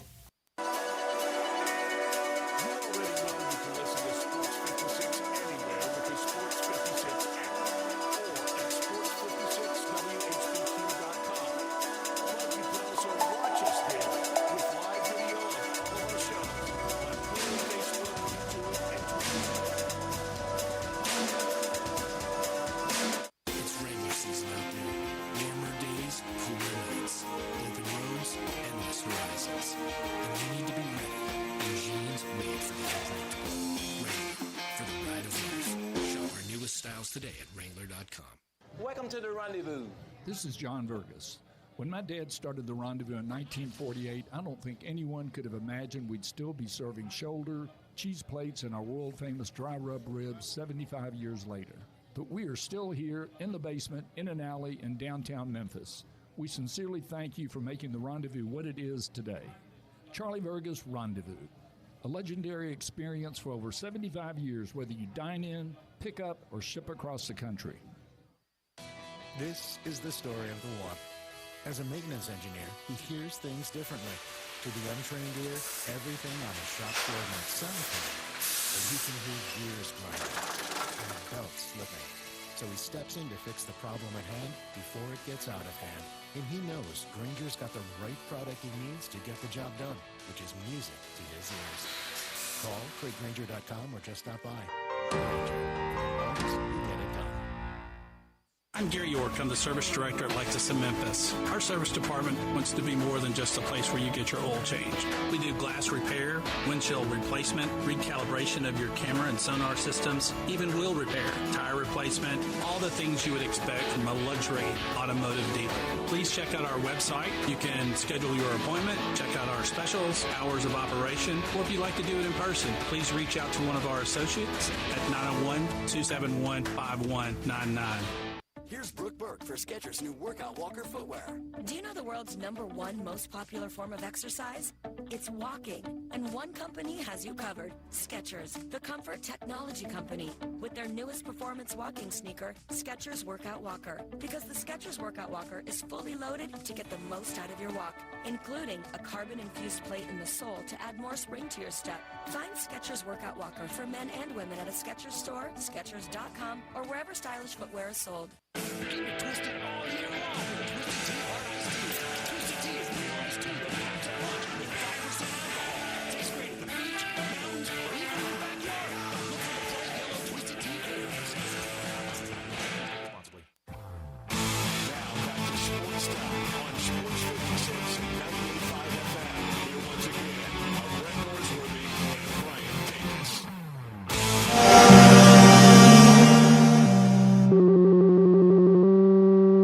Big Daddy. Hello, Big Brand. It's a guy, he wants to be big, then he gets big, he doesn't want to be big anymore, then he gets small, but the suit's too big. Big Daddy. The big boy. You're a big guy. I think she's trying to pull a fast one on Big Daddy. The big number of the day. Well, Zach, I'll get to my big number in a second, but you brought up something. We talked baseball in our last segment, and I didn't mean for the entire segment to be a Cardinals segment, but it did turn into one, and then you brought up something in the break that I hadn't seen yet because it just broke in the last hour. Orioles have announced Zach Eflin is going to the 15-day IL with right shoulder inflammation. So it feels like the Orioles, before the trade deadline, a lot of injuries, and now, to at least that pitching rotation, and now even after the trade deadline where they added some more arms, it feels like still a lot of injuries to that group. It sounds like tomorrow's starter, where Zach Eflin was supposed to go, is TBD, and according to reporters, everything is in play, including potentially a bullpen game, which would definitely be very interesting because a big week this week as the Orioles are taking on the New York Mets. But now back to big number. My big number of the day today is the number 100. Aaron Judge, in his first 125 Yankees games this season, has recorded 111 RBI and 102 walks. He is the first Yankee with 110 or more RBI and 100 or more walks in the team's first 125 games of a season since Mickey Mantle did it in 1961. So all of the hype and praise that Aaron Judge has gotten this year, good reason. Yes. He has been unbelievable. He was unbelievable last year and continuing to do it again this season. MVP? AL MVP? Aaron Judge? Yeah, it feels like it. It feels like he's certainly in the mix. I would say yeah, probably. Okay. I don't know. I'd have to really crunch the numbers, Zach. I haven't crunched the numbers. Yeah, it's too early. Yeah. Who was my preseason? We did picks before the season started, and we always look back on them to just kind of talk about how terrible they are. Let's see. I know when me and Wolo, Wolo and I were doing our picks at the beginning, I guess picking who was going to be in the World Series or whatever. Yeah. I know I said it was either, for me it was going to be why am I drawing a blank on the team? Diamondbacks or the Diamondbacks versus the Royals or Orioles, one of those teams. I had the Orioles versus the Braves. I ain't looking too good. Orioles, maybe. I mean, I think they could still do something, but the Braves, on the other hand, those injuries have definitely become too much to withstand, I think, for them. But my AL MVP, I picked Juan Soto. So not Aaron Judge, but his teammate. I wouldn't hate that. I mean, that'd be cool. So I had him for MVP.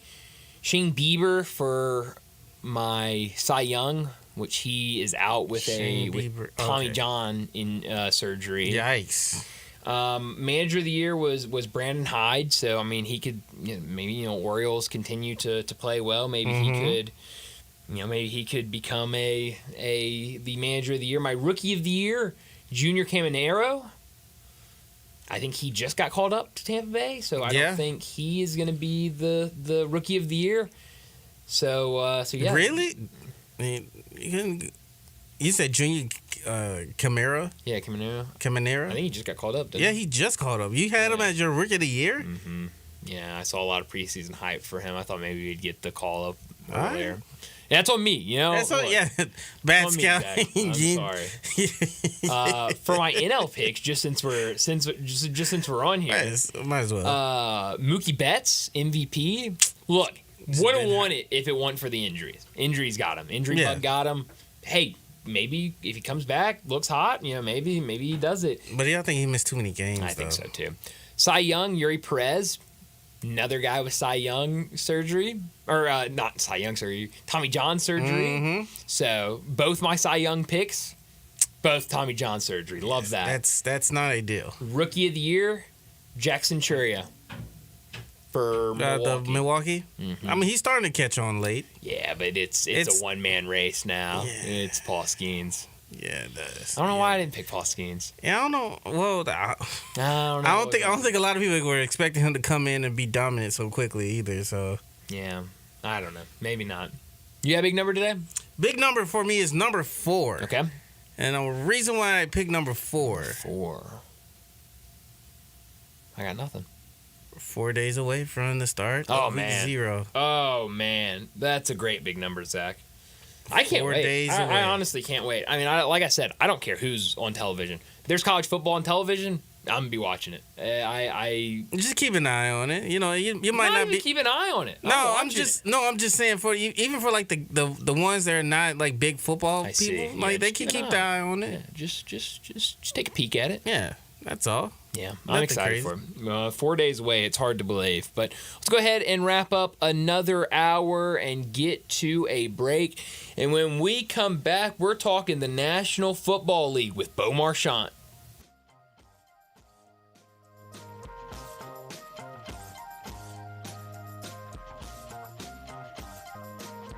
Are you looking to save on gas? Well, we got it covered at Gossett Kia on the Pike with 41 in Beachy Highway and your new 2024 Kia Forte LXS. $199 a month, $37.99 to its signing. Or how about a 2024 Kia EV9 Lite with 0% APR available for 48 months? Or get 304 EPA estimated range for $389 a month, $49.99 to its signing. All 24-month lease. Plus, you always get peace of mind with Kia's 10-year, 100,000-mile powertrain limited warranty. Call Bobby J. He's ready to put you in your new Kia today. That's Gossett Kia 1900 Covington Pike or online 24/7 365 at KiaCovingtonPike.com. If you want it, we got it at Gossett Motor Cars. Acquisition fee $20,000 per year, 20 cents excess mileage. Forte RE 794-066, MSRP 21820, EV9 R60 29603, MSRP 61035. Lease terms include all rebates and incentives, and PF 695 includes tax, title, license, registration, and fees. Must finance through Hyundai with approved credit, valid through 8/31/24. Dealer stock only. Guns, and more guns. Over 700 firearms in stock. Home defense guns, old guns, new guns, used guns, big guns, little guns. Every gun you can think of, Classic Arms has them. All brands like Glock, SIG, Colt, Ruger, Smith & Wesson, Browning, Beretta, Benelli, Remington, Winchester, and more. Guaranteed lowest prices in town. Only gun importer in the Mid-South. Free gun inspections and appraisals and free bore sighting for the upcoming deer season. Shop online at ClassicArmsOfMemphis.com or visit Classic Arms at 1740 Germantown Parkway behind Quirky's Barbecue in Cordova. Looking for an engagement ring that will really knock her socks off? You need to be at Genesis Diamonds. It's such a privilege at Genesis Diamonds for us to work with the world's finest designers, to be able to offer brands like Tacori and Verragio, and we're excited to be able to give you some brands. Genesis Vice President David Cooper, the craftsmanship, the detail, the quality, the individuality is bar none anything else. Genesis has been selected as an exclusive provider for every top designer from rings to choose from. And if that's not enough, they can create something that's truly custom craft your literally anything you can imagine. We have the capabilities to realize any dream. Things that other stores may not know we've been doing for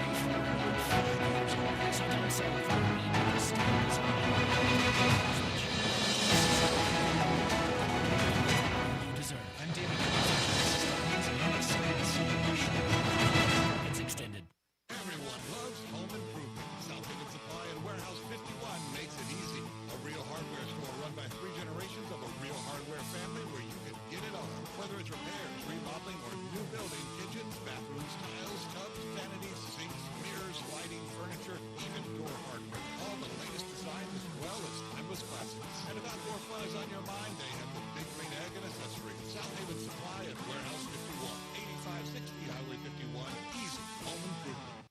Family Leisure is having the world's biggest spa set. It's happening right now. You can save thousands on in-stock hot tubs that are ready to be delivered. Family Leisure has spas that start at just $28.99. You know those cold plunges? You can get one for yourself starting at $39.99.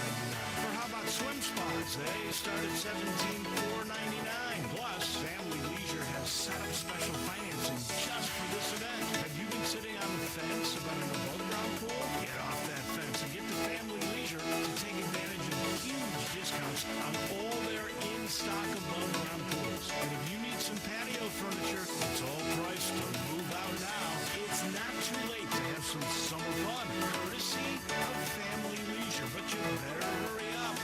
The world's biggest spa sale might go on forever. Family Leisure, with and run at I-40. Family and fun come together. Listen each and every Sunday morning at 10 a.m. and join Ottawa Presbyterian Church for worship. Ottawa is an ACUSA church located in town Memphis. This Sports 56 traffic report is brought to you by Luttrell Building. They keep you moving. Sports 56 traffic. Good afternoon, T-Dots out here with a couple of minor accidents up to this point now. It's loading up at times right on schedule on 240 South here at Union, working your way down to Norris. It's picked up with more volume going outbound Sam Cooper, getting up on the interstate. 240 East is still a little bit heavy over here, but it's not the worst we've ever seen it, but it's still busy nonetheless on 240 East up by Poplar. Weimer's Jewelry right here in Memphis. They specialize in bridal ring purchases. Go by and see them. They're family owned and operated, and that guy, he is funny. Go by and see David at Weimer's Jewelry, 7525 Highway 64. I'm Commander Chuck with your on-time traffic.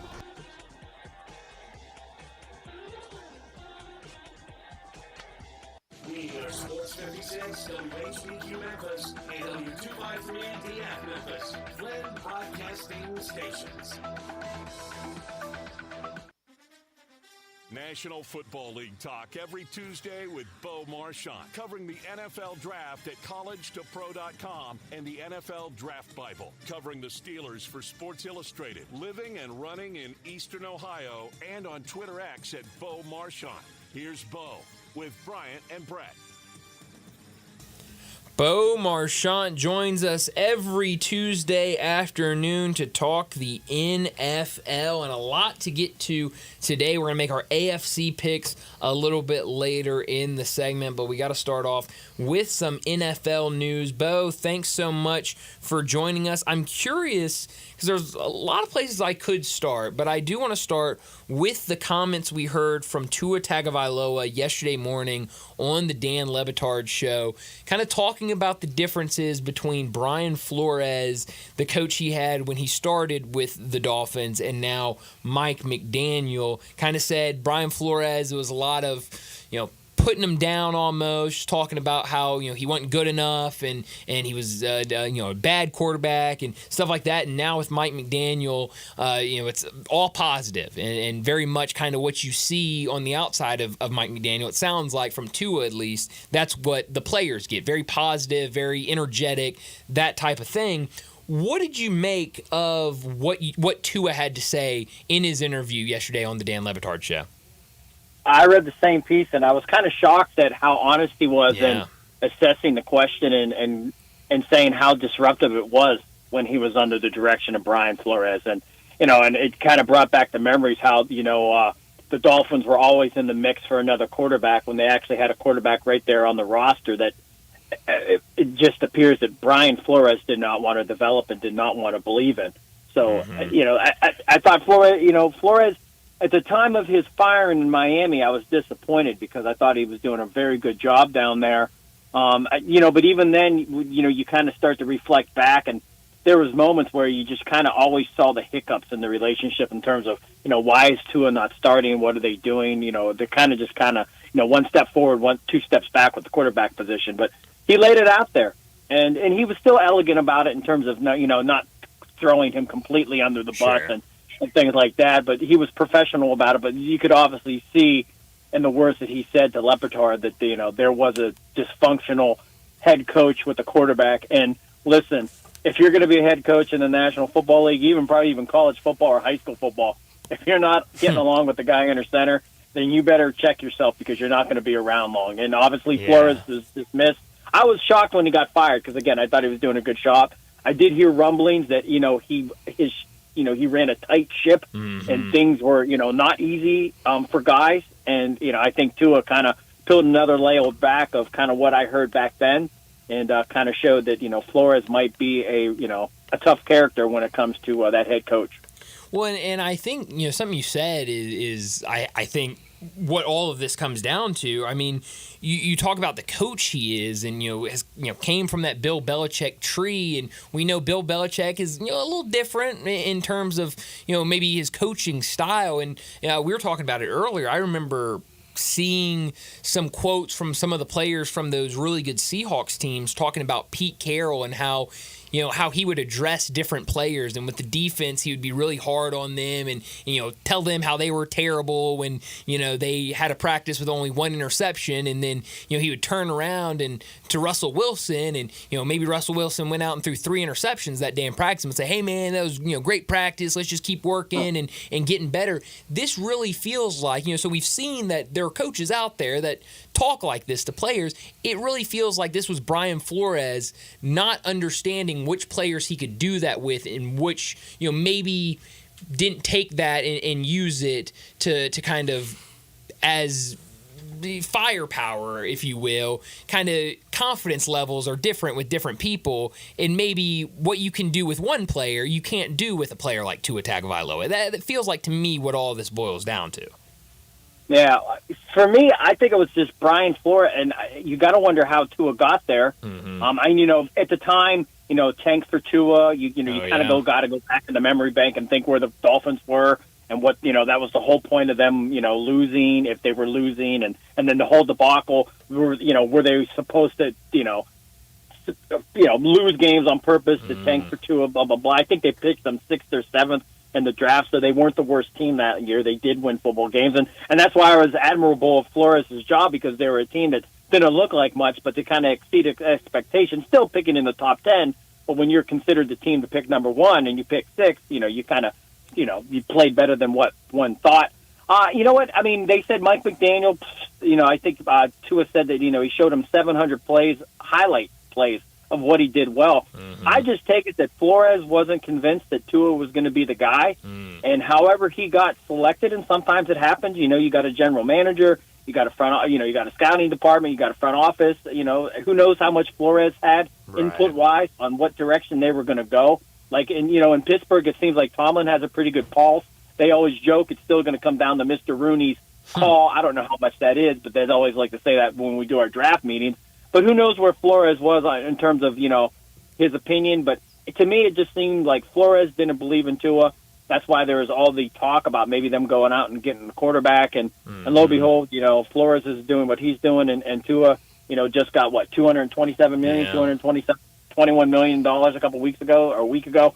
So it looked like it worked out for Tua and the Dolphins. And it's good to see because, it's, again, high-flying offense. And what it is, you can coach guys different ways, and I think as a coach you have to coach guys different ways. You got to get them on different ways. You got to encourage them in different ways. Not everybody's the same guy, and we know that. And but I think for Flores, I think this was I don't want to say it's personal, but at least what I took from it was this was a coach that he did not believe in this guy, and even if he didn't believe in him, or if he did believe in him, the way he was going about it wasn't the best way. And that, as a head coach, you need to kind of pick up on it. Like, hey, you know what?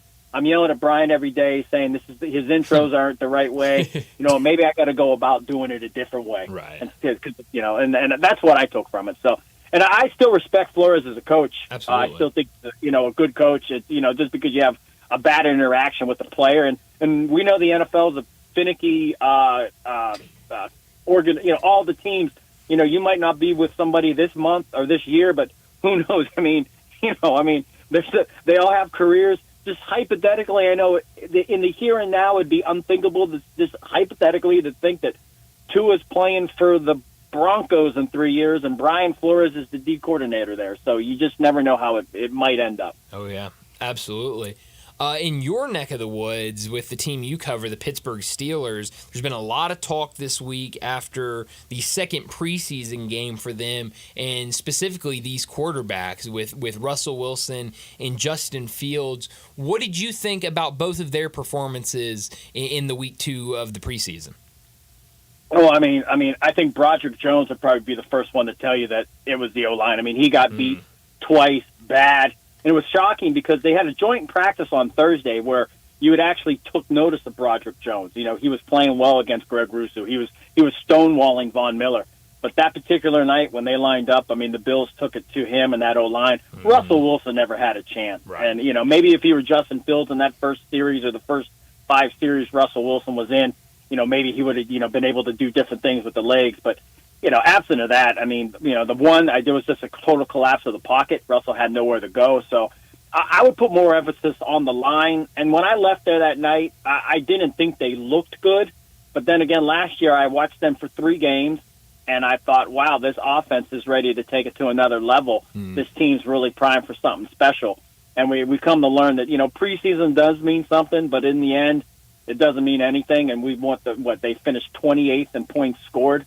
And I think in the preseason, they look like the next coming of the Rams with Warner and Bruce and Falk and Polt and all those guys. So I just say the line didn't play well.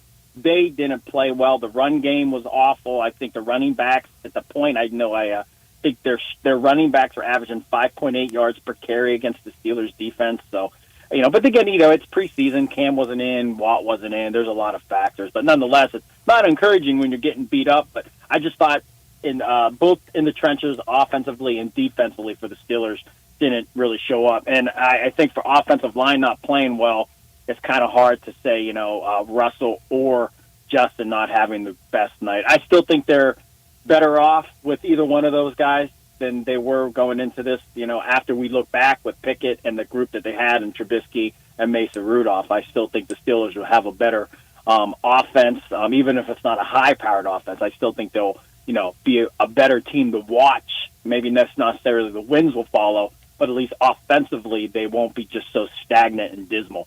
Yeah. But keep it with the Steelers and also with a few other teams.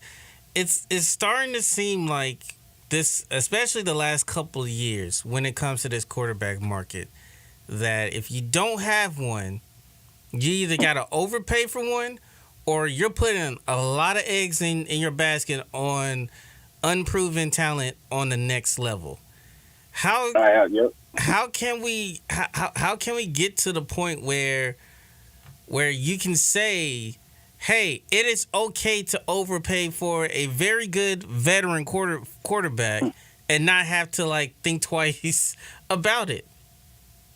Yeah, well, we've been joking on the show. I talk about, you know, living in the nice neighborhood. And, you know, if you want to live in the nice neighborhood where the good schools are, you're going to overpay for your house. And that's just the way it is. And teams have to do it with quarterbacks. And we're going to see all these guys that are getting paid. It's going to be astronomical money, and the next contract's going to be higher than the next one and then the next one. And, you know, eventually after maybe 4 or 5 contracts, the guys that made big money this year, I mean, look at the Tyreek Hill deal. I mean, Tyreek was the highest paid receiver 2 years ago, and now he's looking for, you know, new money because now he's already on the back end and guys are making more than him. It'll be the same thing with the quarterback market. So you're right in terms of, you know, you have to pay these guys. You have to have a quarterback.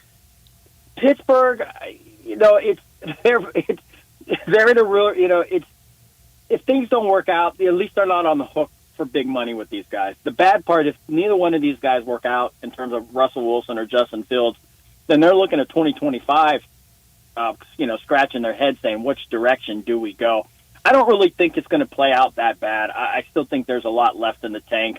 I mean, I think 29 touchdowns, 10 interceptions last year for Russell Wilson. Played great the second half of the season. So we know he had a little bit of fumble problems, but I think the fumbles were more season-specific, not career-specific. You just don't start dropping the ball. You know, it's just kind of, you know, plays happen and things, you know, you lose the ball. So I think they'll be good. I'm just concerned the Lions scared me the other night, and they still need a number 2. I think the biggest farce, and even hearing I forget the numbers exactly, but absent of George Pickens and Calvin Austin, if you take rookie Roman Wilson, who's never played in a regular season game, he hasn't even played in a preseason game because he's been hurt, and then you take Van Jefferson and Des Fitzpatrick, Scotty Miller, the rest of the group, I think there's 6 or 7 of those receivers on the team. I think 3 or 4 have never caught a pass or didn't catch a pass last year in the National Football League.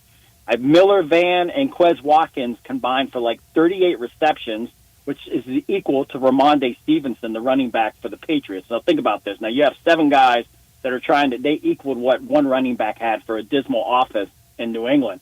And they maybe had 3, I know they had 3 touchdowns, say 430 some yards. So that's you're really hoping that something's going to materialize opposite of George Pickens. And I think that's why you hear the Brandon Ayuk rumors, and that's why you know that they're in the market for a big-name receiver, because they know that you're really grasping for straws here, that you need to get the best season out of Russell Wilson, and then you've got this collection of unproven talent that miraculously you're going to turn one of these guys into a thing. And listen, they're all great guys. I mean, I've been around them for 2-3 months.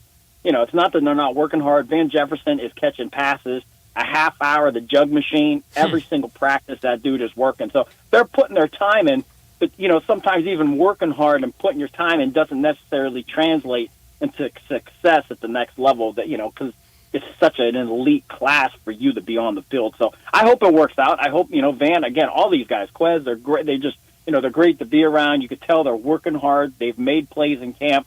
But again, once the September 8th rolls around and, they're in Atlanta and they're lining up against other top talent, that's when, can you beat your man? Can you be that guy? Can Russell find his guy? Can Broderick Jones protect him, So those are all the factors that are going to come into play for the Steelers.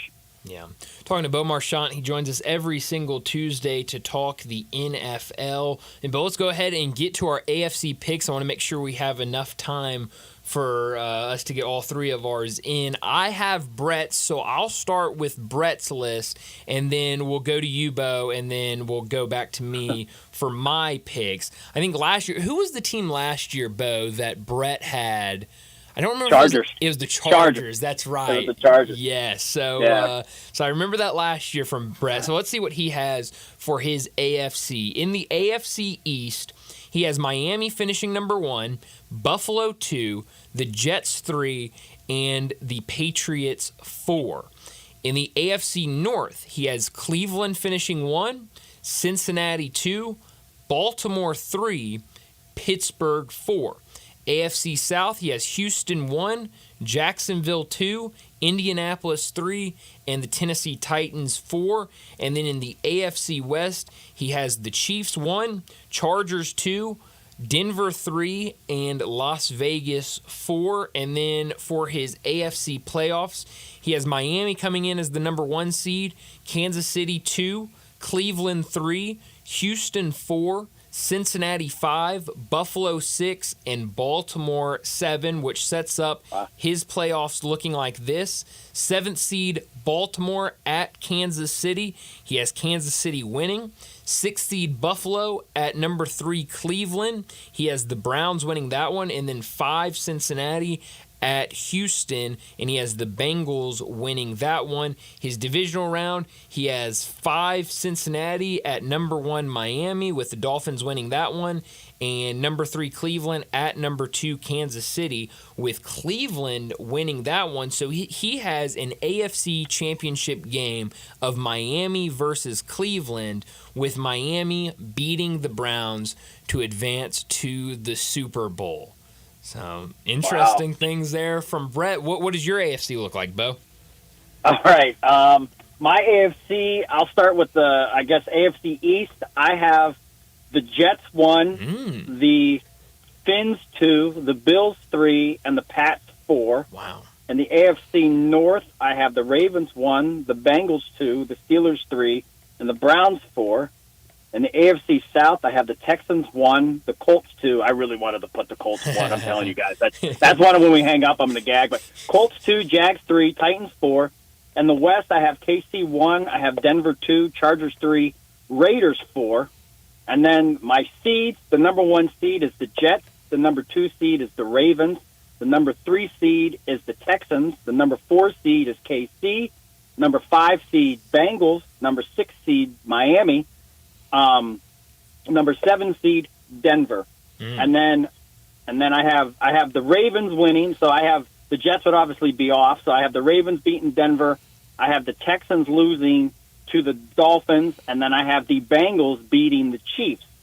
And then that would bring me to the next round. And then I have the Jets losing to Miami, and then I have the Ravens losing to the Bengals. Wow. And then my AFC championship would be Miami and Cincinnati, and I have Joe Burrow and Cincinnati going back to the Super Bowl. Wow. Interesting. Okay. So, but me and Brett both have AFC North first to Finn, so there's a little bit of a connection, just different teams. Wow. How about you, Brian? Okay, so I think my AFC East and AFC North, I believe, are the exact same as yours. For the East, I have number 1, the New York Jets, 2, the Miami Dolphins, 3, the Buffalo Bills, and 4, the New England Patriots. The AFC North, I have Ravens 1, Bengals 2, Steelers 3, and Browns 4. For the West, I have Chiefs 1, Chargers 2, Broncos 3, and Raiders 4.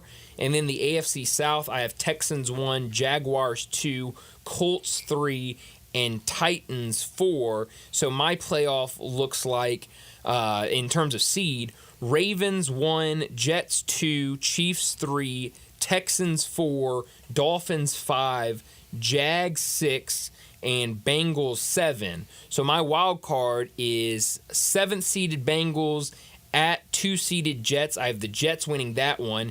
6 Jaguars at 3 Chiefs. I have the Chiefs winning that one. And 5 Dolphins versus 4 Texans. I have the Dolphins winning that one. So that sets up the divisional round where I have the Dolphins versus the Ravens, Chiefs versus the Jets. I have Baltimore winning that as the number 1 seed, the Jets winning it as the number 2 seed, and I have my AFC championship, Jets versus Ravens, and I have the New York Jets, Jets, Jets, advancing to the Super Bowl. Wow.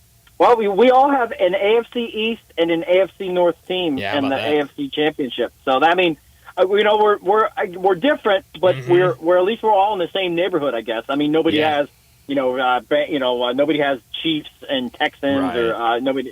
So I like it. For me, the Jets. I just looked at the division. I thought maybe it'd be easy for them to kind of squeak out a few wins, and maybe they get lucky. And but again, the Colts one gagged me. I really wanted to put the Colts one, but I don't know. And it even going Miami and the Cincinnati. I mean, it would be fun to see Miami make it just because, with Tua, and we talked to open the show with them. But with Brett or Bryant, it's going to be funny once the season starts, once it's like week 16. And the Titans are 11-4, and the Pats are, we're like, what happened? And I delete this from my computer and hoping that nobody ever remembers my picks before the season starts.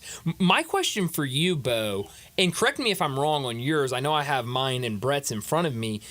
I don't think any of us had the Chiefs even in the AFC Championship game. Why do you think that is? I just kind of, it's not a bet thing. I just kind of play with the odds. That's why I kind of elected to go with deeper seeds, because the last couple Super Bowls we've had very high seeds, and that's usually not the trend where you get the 1 and the 1 and there's 1 and the 2 facing off, or at least in the final 4 of teams, the elite teams. So I just kind of figured I'd go a different route. And I really think the backside, them losing the DB and McDuffie, I just thought that was a critical thing. I just thought that secondary, I thought, was really critical. They have Mahomes. We don't know. Beyond that, they're never getting anywhere. But I just think the three-peat, Chris Jones is another year older.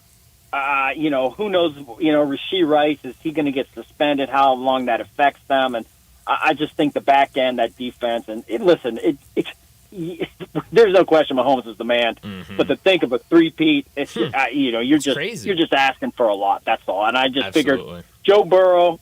I think that'll be a great if this comes to fruition.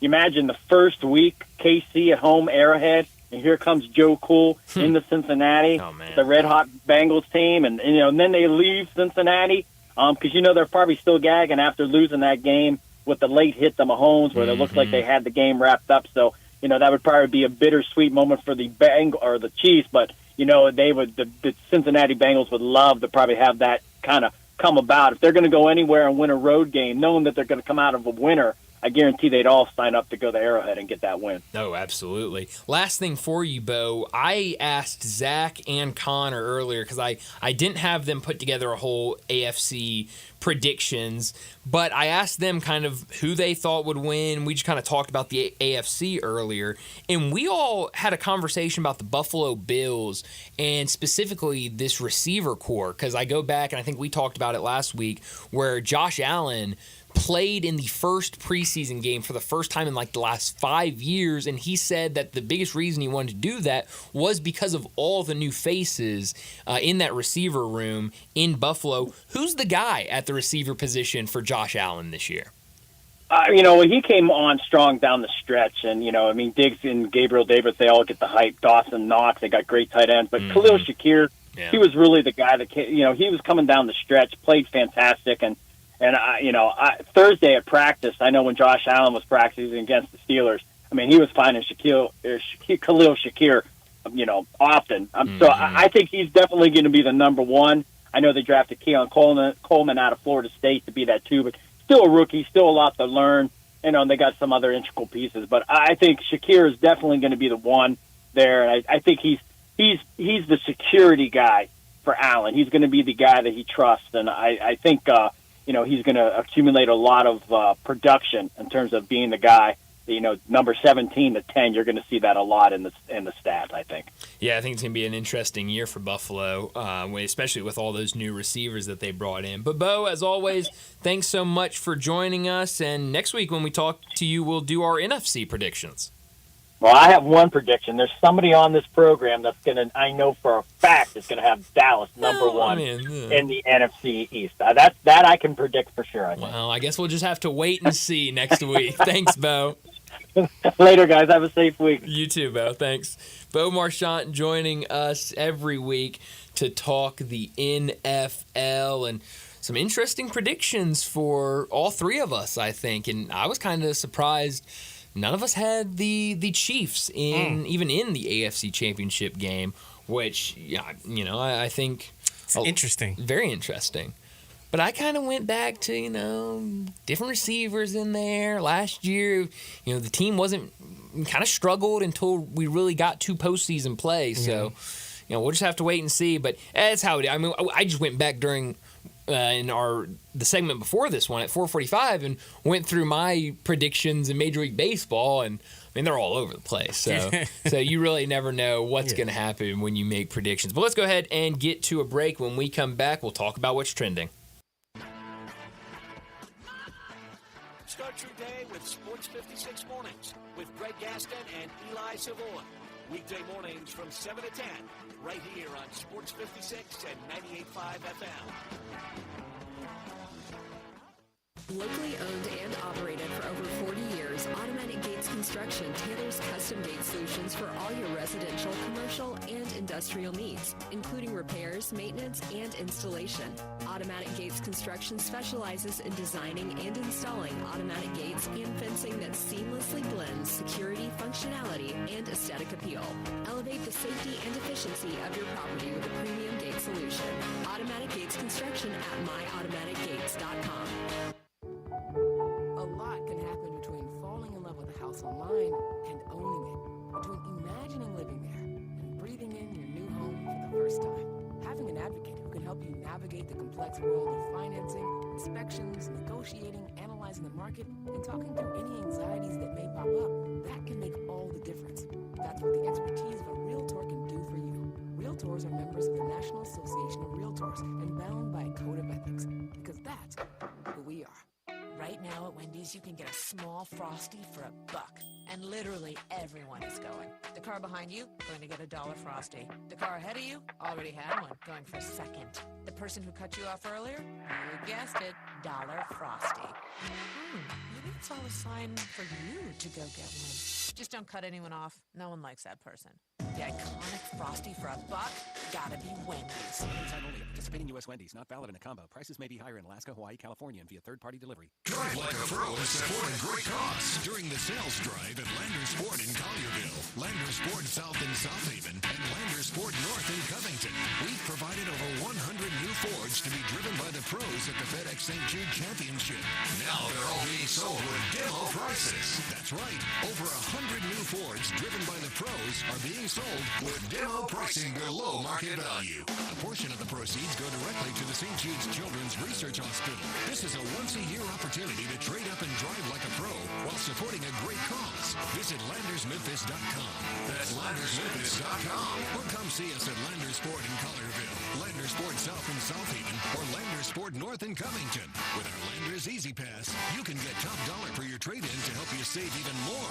Don't miss your chance. Reserve your demo price new Ford driven by a pro at the FedEx St. Jude Championship and lock in low APR financing. Remember, if it doesn't say Landers, you paid too much. It's Wrangler season out there. Warmer days, cooler nights. Open roads, endless horizons. And you need to be ready. Your jeans made for the unpredictable. Wrangler, for the ride of life. Shop our newest styles today at Wrangler.com. Sports 56 traffic. Good afternoon. Still working with a couple of accidents out here. This one from earlier is over to the side on 240 westbound, just past Poplar. It's busy over here in the eastbound lanes for sure this time of the afternoon. 240 east from Poplar up to Walnut Grove. Heavy traffic volume getting there on to 385 Bill Morris Parkway. Still looking pretty good, though, as you head on out towards the Collierville area. Hey, Weber's Jewelry, 7525 Highway 64 is your full-service, family-owned jewelry store right here in Memphis. I'm Commander Chuck with your on-time traffic.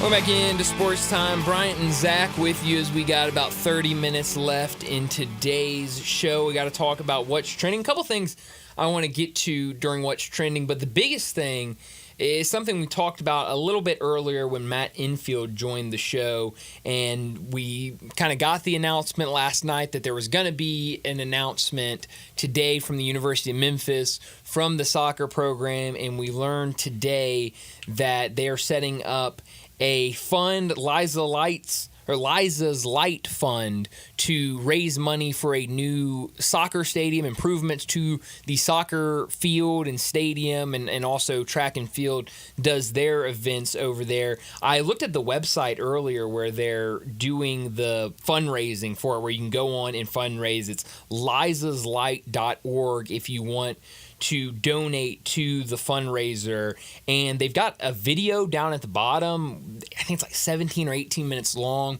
where they talk to a ton of Liza Fletcher's friends and family members and kind of talk about her legacy and who she was as a person.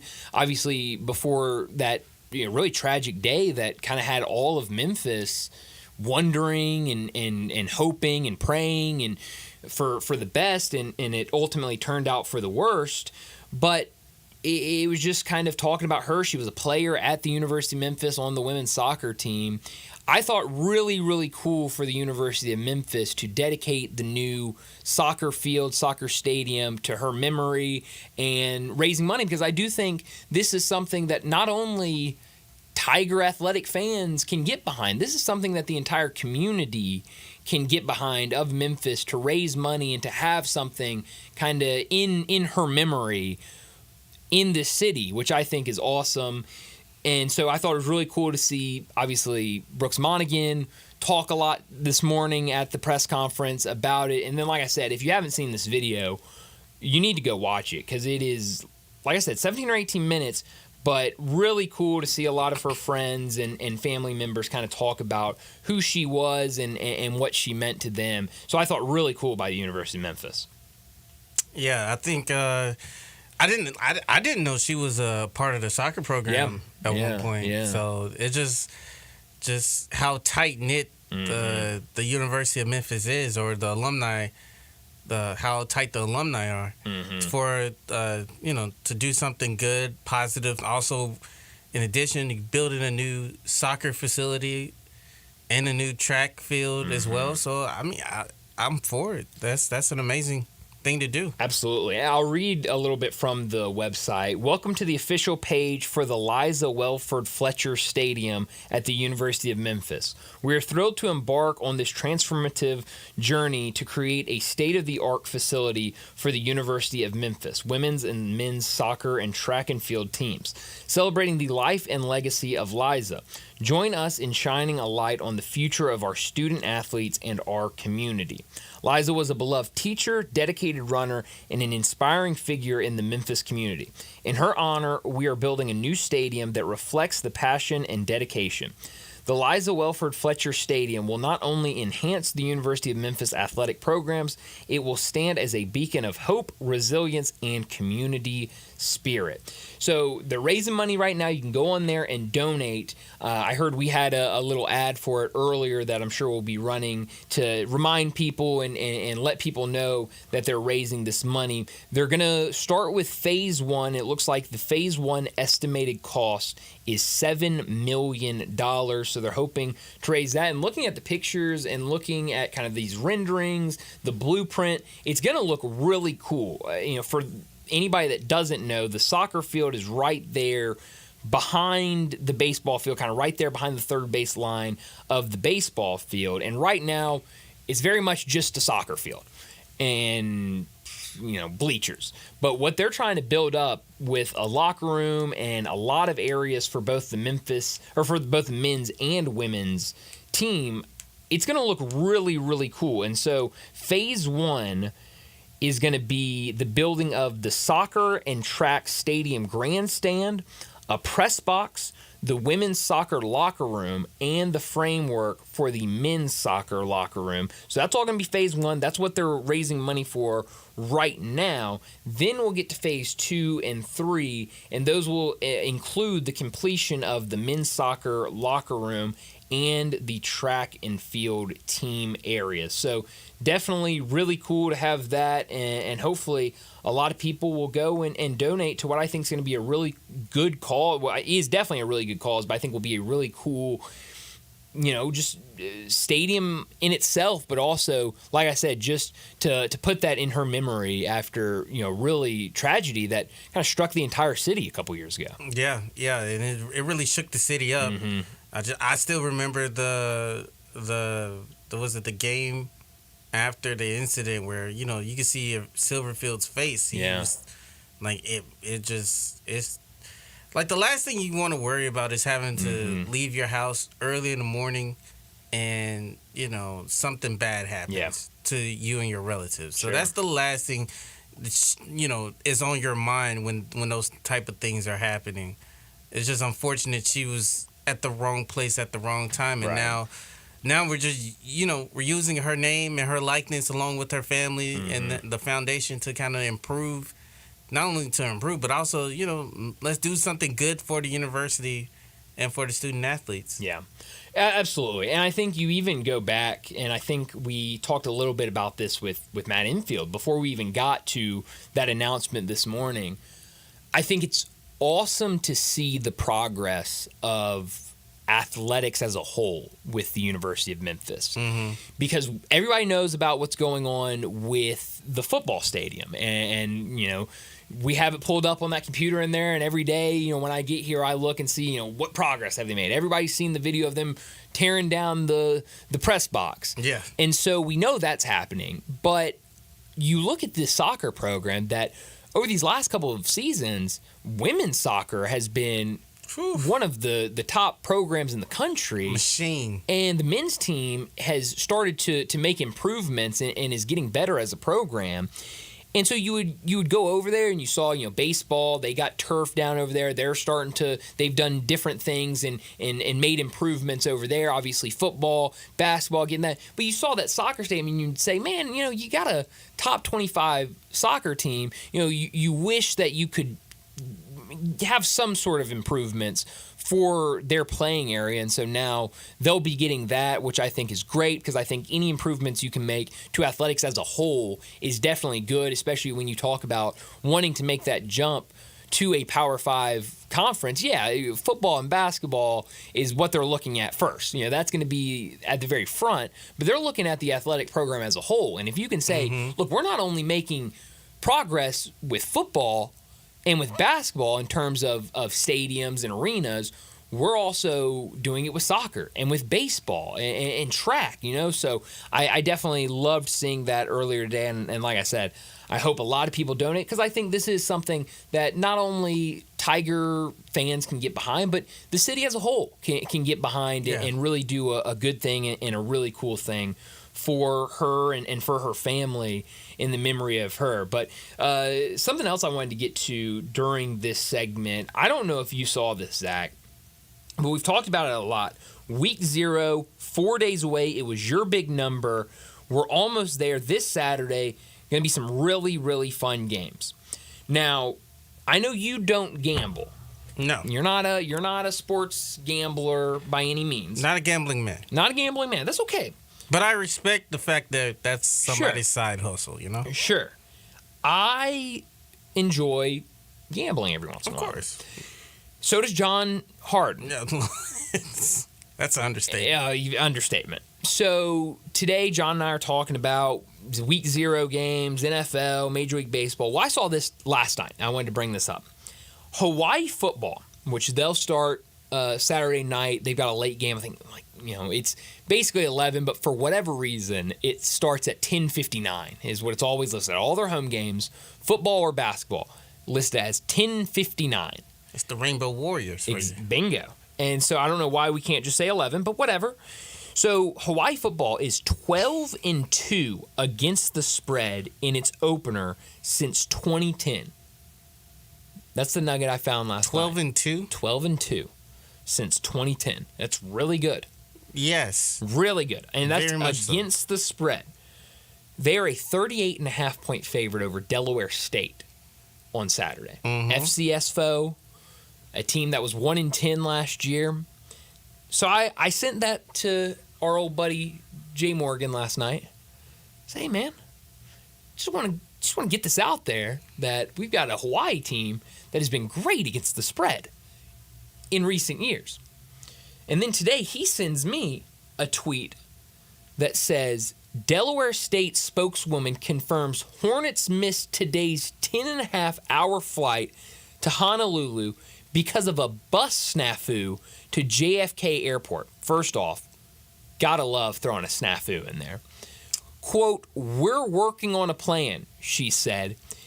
Delaware State and Hawaii football open the season Saturday. Yes. So you got a team that is 12-2 since 2010 against the spread in season openers, going up against a team that just missed their flight to Hawaii. Jump on it. Jump on it. Jump. As quick as you can. I think, one, how do you miss your flight to Hawaii? Well, that's the question. I have more questions. I didn't get enough answers. Did the bus not show up? Did somebody forget to order? Because I don't know if you heard about this. Was it a Bermuda situation where you was flying from Puerto Rico, but then you then you end up getting stuck in Bermuda? Yeah, it's like Bermuda Triangle. Well, I don't know if you saw this, but I think it was Cleveland State. Maybe there was a team, and this came out I think 2 weeks ago. There was a team that was supposed to go down to like the Bahamas for one of these preseason, exhibition tours down in the Bahamas, and somebody forgot to book flights to the Bahamas. Ooh. So they had to cancel the entire thing. And, so I wonder, is it something like that? Did somebody forget to book a bus? How do you forget to book a bus or plane ticket to Hawaii? Did the bus just not show up? Did the bus catch a flat on the way? I mean, I have questions because you're exactly right. How does this happen in week 0? Was the bus driver hungover from the last Maybe. night? You know, I mean, because if you're going to get anything right, you get the first game right. At least. After that, whatever happens. You get game 1 right. And Delaware State has not gotten day 1 right. So I haven't seen any updates on what's going on with them. I'm trying to see if that line has moved, because now it's becoming, everybody knows that Delaware State missed their flight. And so I'm curious now, still at 38.5, so you can still get it if you want it at 38.5.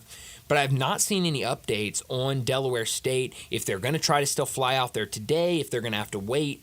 I mean, I don't know how many flights there are in a day from the East Coast to Hawaii, so I would think that you would have to, you'd probably be delayed pretty good, but I have not seen an update on when they're going to actually fly out there, because you got to think, I mean, if you're going from Delaware to Hawaii, the time difference is crazy.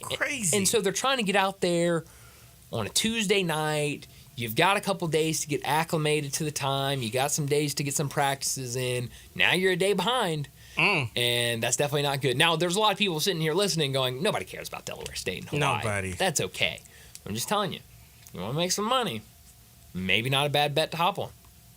39.5? 38.5. 38.5. So we'll see. We'll keep that in the back pocket. We can ask Alan about that on Friday and see if he thinks that that's a legitimate reason to bet on money making bet. Hey, start college football with the pot in the red. Zach, you mentioned something earlier that I thought was great. You said, even casual fans, week 0 is kind of that appetizer. You can kind of just be like, hey, it's getting you ready for week 1 when everything really starts. For sports bettors, week 0, it's your practice week. I mean, you're trying to get in there. You're trying to see where you're at and get ready for week 1. So, got to hop on as many games as possible. If it makes any logical sense for you. That's right. But but I think that's a sensible bet though. In my mind, that's a sensible bet. Thank you. Like you're a day behind. You're more than likely you're gonna have about 2 days to kind of get everything squared away, and you are definitely operating on time difference here. Even though I think to their credit, they are gaining hours by flying to Hawaii. They are, because it will be like a midnight game. Yeah. It's a midnight game for them. No, it is a midnight game because they're on the East Coast. The only thing is that nap time and body clock issues and stuff like that, that's all gets screwed up anyway. Exactly. So it's going to be interesting to see what happens week 0. So maybe more bets the rest of the week to get you ready for week 0. But let's go ahead and get to a break. When we come back, we'll wrap up today's show with Crunch Time. Be sure to follow us at Sports56 WHBQ on Twitter, Facebook, Instagram, and YouTube to watch live video of our shows, stay up to date with station events, and have chances to win prizes. Don't miss out on anything that's going on. Follow us at Sports56 WHBQ. Sometimes I wish I had a gun. Well, I'm armed, but before I bought one, I still went to Top Gun Academy to learn to protect myself without a gun. How is that possible? Top Gun's personal protection training. It's perfect if you want to protect yourself without firearms. I don't know. And it's perfect if you feel the need to carry a gun for self-defense, because the last thing you really want to do is shoot. That is scary. Not at Top Gun. It's very comfortable, and you learn to load, handle, and shoot a handgun safely. Protect yourself. Go to Top Gun Academy. They're at 2770 Winton Road. Chris Price here for Brian Elder Roofing. For nearly 2 decades, we've installed some of the best roof systems across the Mid-South. To the tens of thousands of clients we've served, we are honored. So many of you call our team at Brian Elder Roofing your roofers. Our team is dedicated to serving you and keeping your family safe, dry, and mold-free. The recent hailstorms have caused massive damage, and many of these will go unnoticed for years, even though the golf ball-sized hail we just experienced in the Mid-South compromises even the best-built roof system. Whether we find damage or not, your photos are securely stored for future reference. Call Brian Elder Roofing today for a total evaluation of your entire roof system free. We will not try to sell you a roof if all you need is a repair. Call me at 901-867-0303. That's 901-867-0303. Or visit us online at brianelderroofing.com.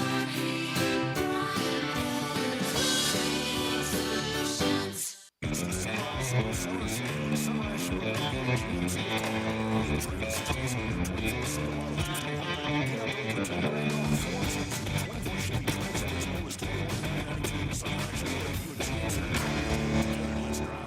does not include licensing costs, registration fees, taxes, and dealer dock fee of $899.50, which are to be paid by the consumer. Silverado RG 377,592, MSRP 61065, dealer discount 4274, factory rebate 4750, trade assistance 1000, must trade in 2010 or newer vehicle. Track stock number RC 246913, MSRP 23395, dealer discount 1403, expires 9324.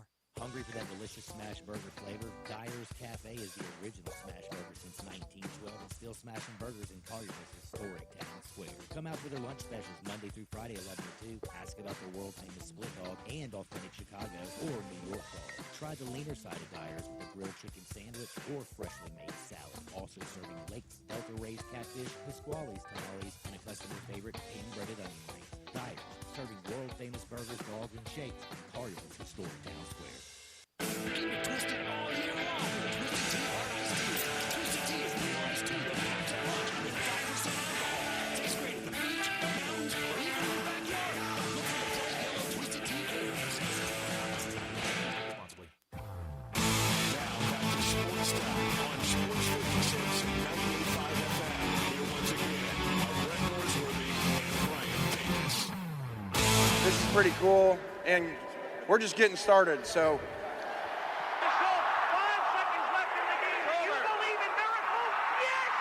Spanning the globe. Go crazy, folks! Go crazy! This is for all the biggest crunch time. You are looking live. In your life have you seen anything like that? Goodbye! Hello, Haskell. It's obviously crunch time. Hammer, nail, coffin. This baby is over. Well, Zach, I learned a couple of things today, but what I really learned yesterday, we talked about the Maui Invitational and the fact that the Tigers were going to play UConn in the first round, but I said I wasn't completely sure on who they were going to play in that second round because it was lined up. It felt like it was in order the way it was lined up, but I had not seen an official bracket, so I didn't want to get ahead of myself and say one way or the other. Well, today we got the official release from Maui, all the games officially listed, and the bracket. So Memphis, as we know, will play UConn. That game one, will be November 25th at 1:30 our time, which is 9:30 a.m. in Hawaii. That game will be on ESPN2.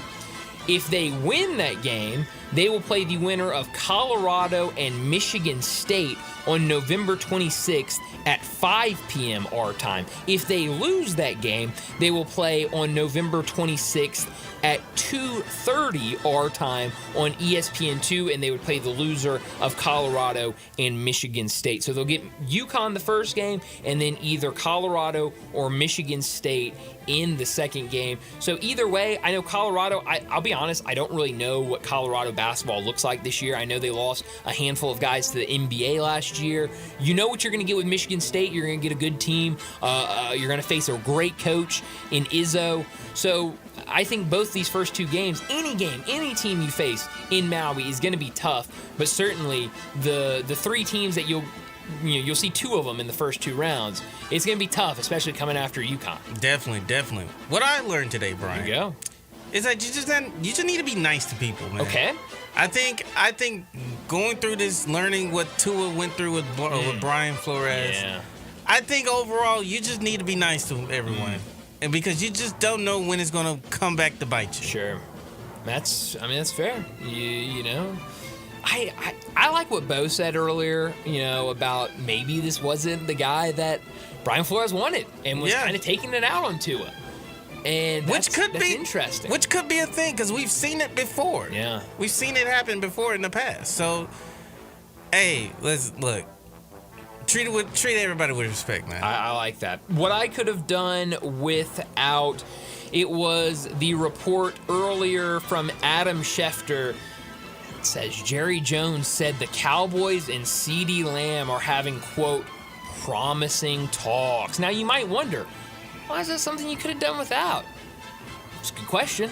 I love the Cowboys. I want CeeDee Lamb to get a contract, but I don't want to hear anything until the contract's done.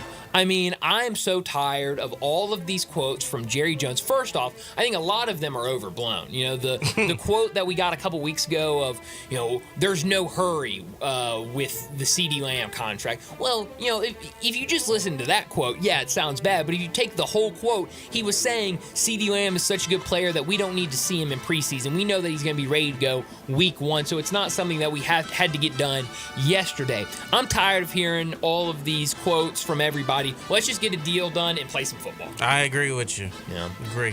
I just want a deal done, Zach. I'm honestly. I'm still tired of the offseason drama. I'm still waiting on Dak's deal to be done. Yeah, I think you're gonna have to. Don't hold your breath on that one. I don't plan on it. Where are you beaming tonight? Send me to the Bronx. Okay. I want to check out this Cleveland Guardians Yankees series here. Both teams are at the top of their division, even though the Yankees are behind the Orioles. They're considered one of the top teams in the wild card race. Obviously, Yankees will be without Jazz Chisholm, who's dealing with his injuries. Yeah. Surprisingly, this Cleveland Guardians team to me, they are still under the radar, even though they're playing so well. Yeah. And on top of their division. Stephen Kwan, 316, 13 home runs.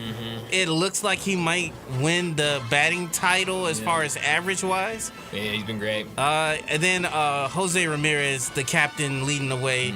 32 home runs, 100 RBIs, 277. I mean, I think it's going to be a dogfight for sure up in the Bronx. No, that should be a really good game. Beam me later tonight, 8:30 our time, Twins and Padres. You've got Bailey Ober, who's 12-5 with a 3.49 ERA, going up against Martin Perez, who the Padres got at the deadline. He's 3-5 with a 4.62 ERA. But you look at these two teams, feels like two teams definitely going in the right direction. The Twins 70-55 on the year. The Padres 71-55 on the season. So should be a really good matchup between, I think, two good pitchers on the mound for both teams. But that's all the time we have today. Enjoy your night. We'll talk to you again tomorrow afternoon.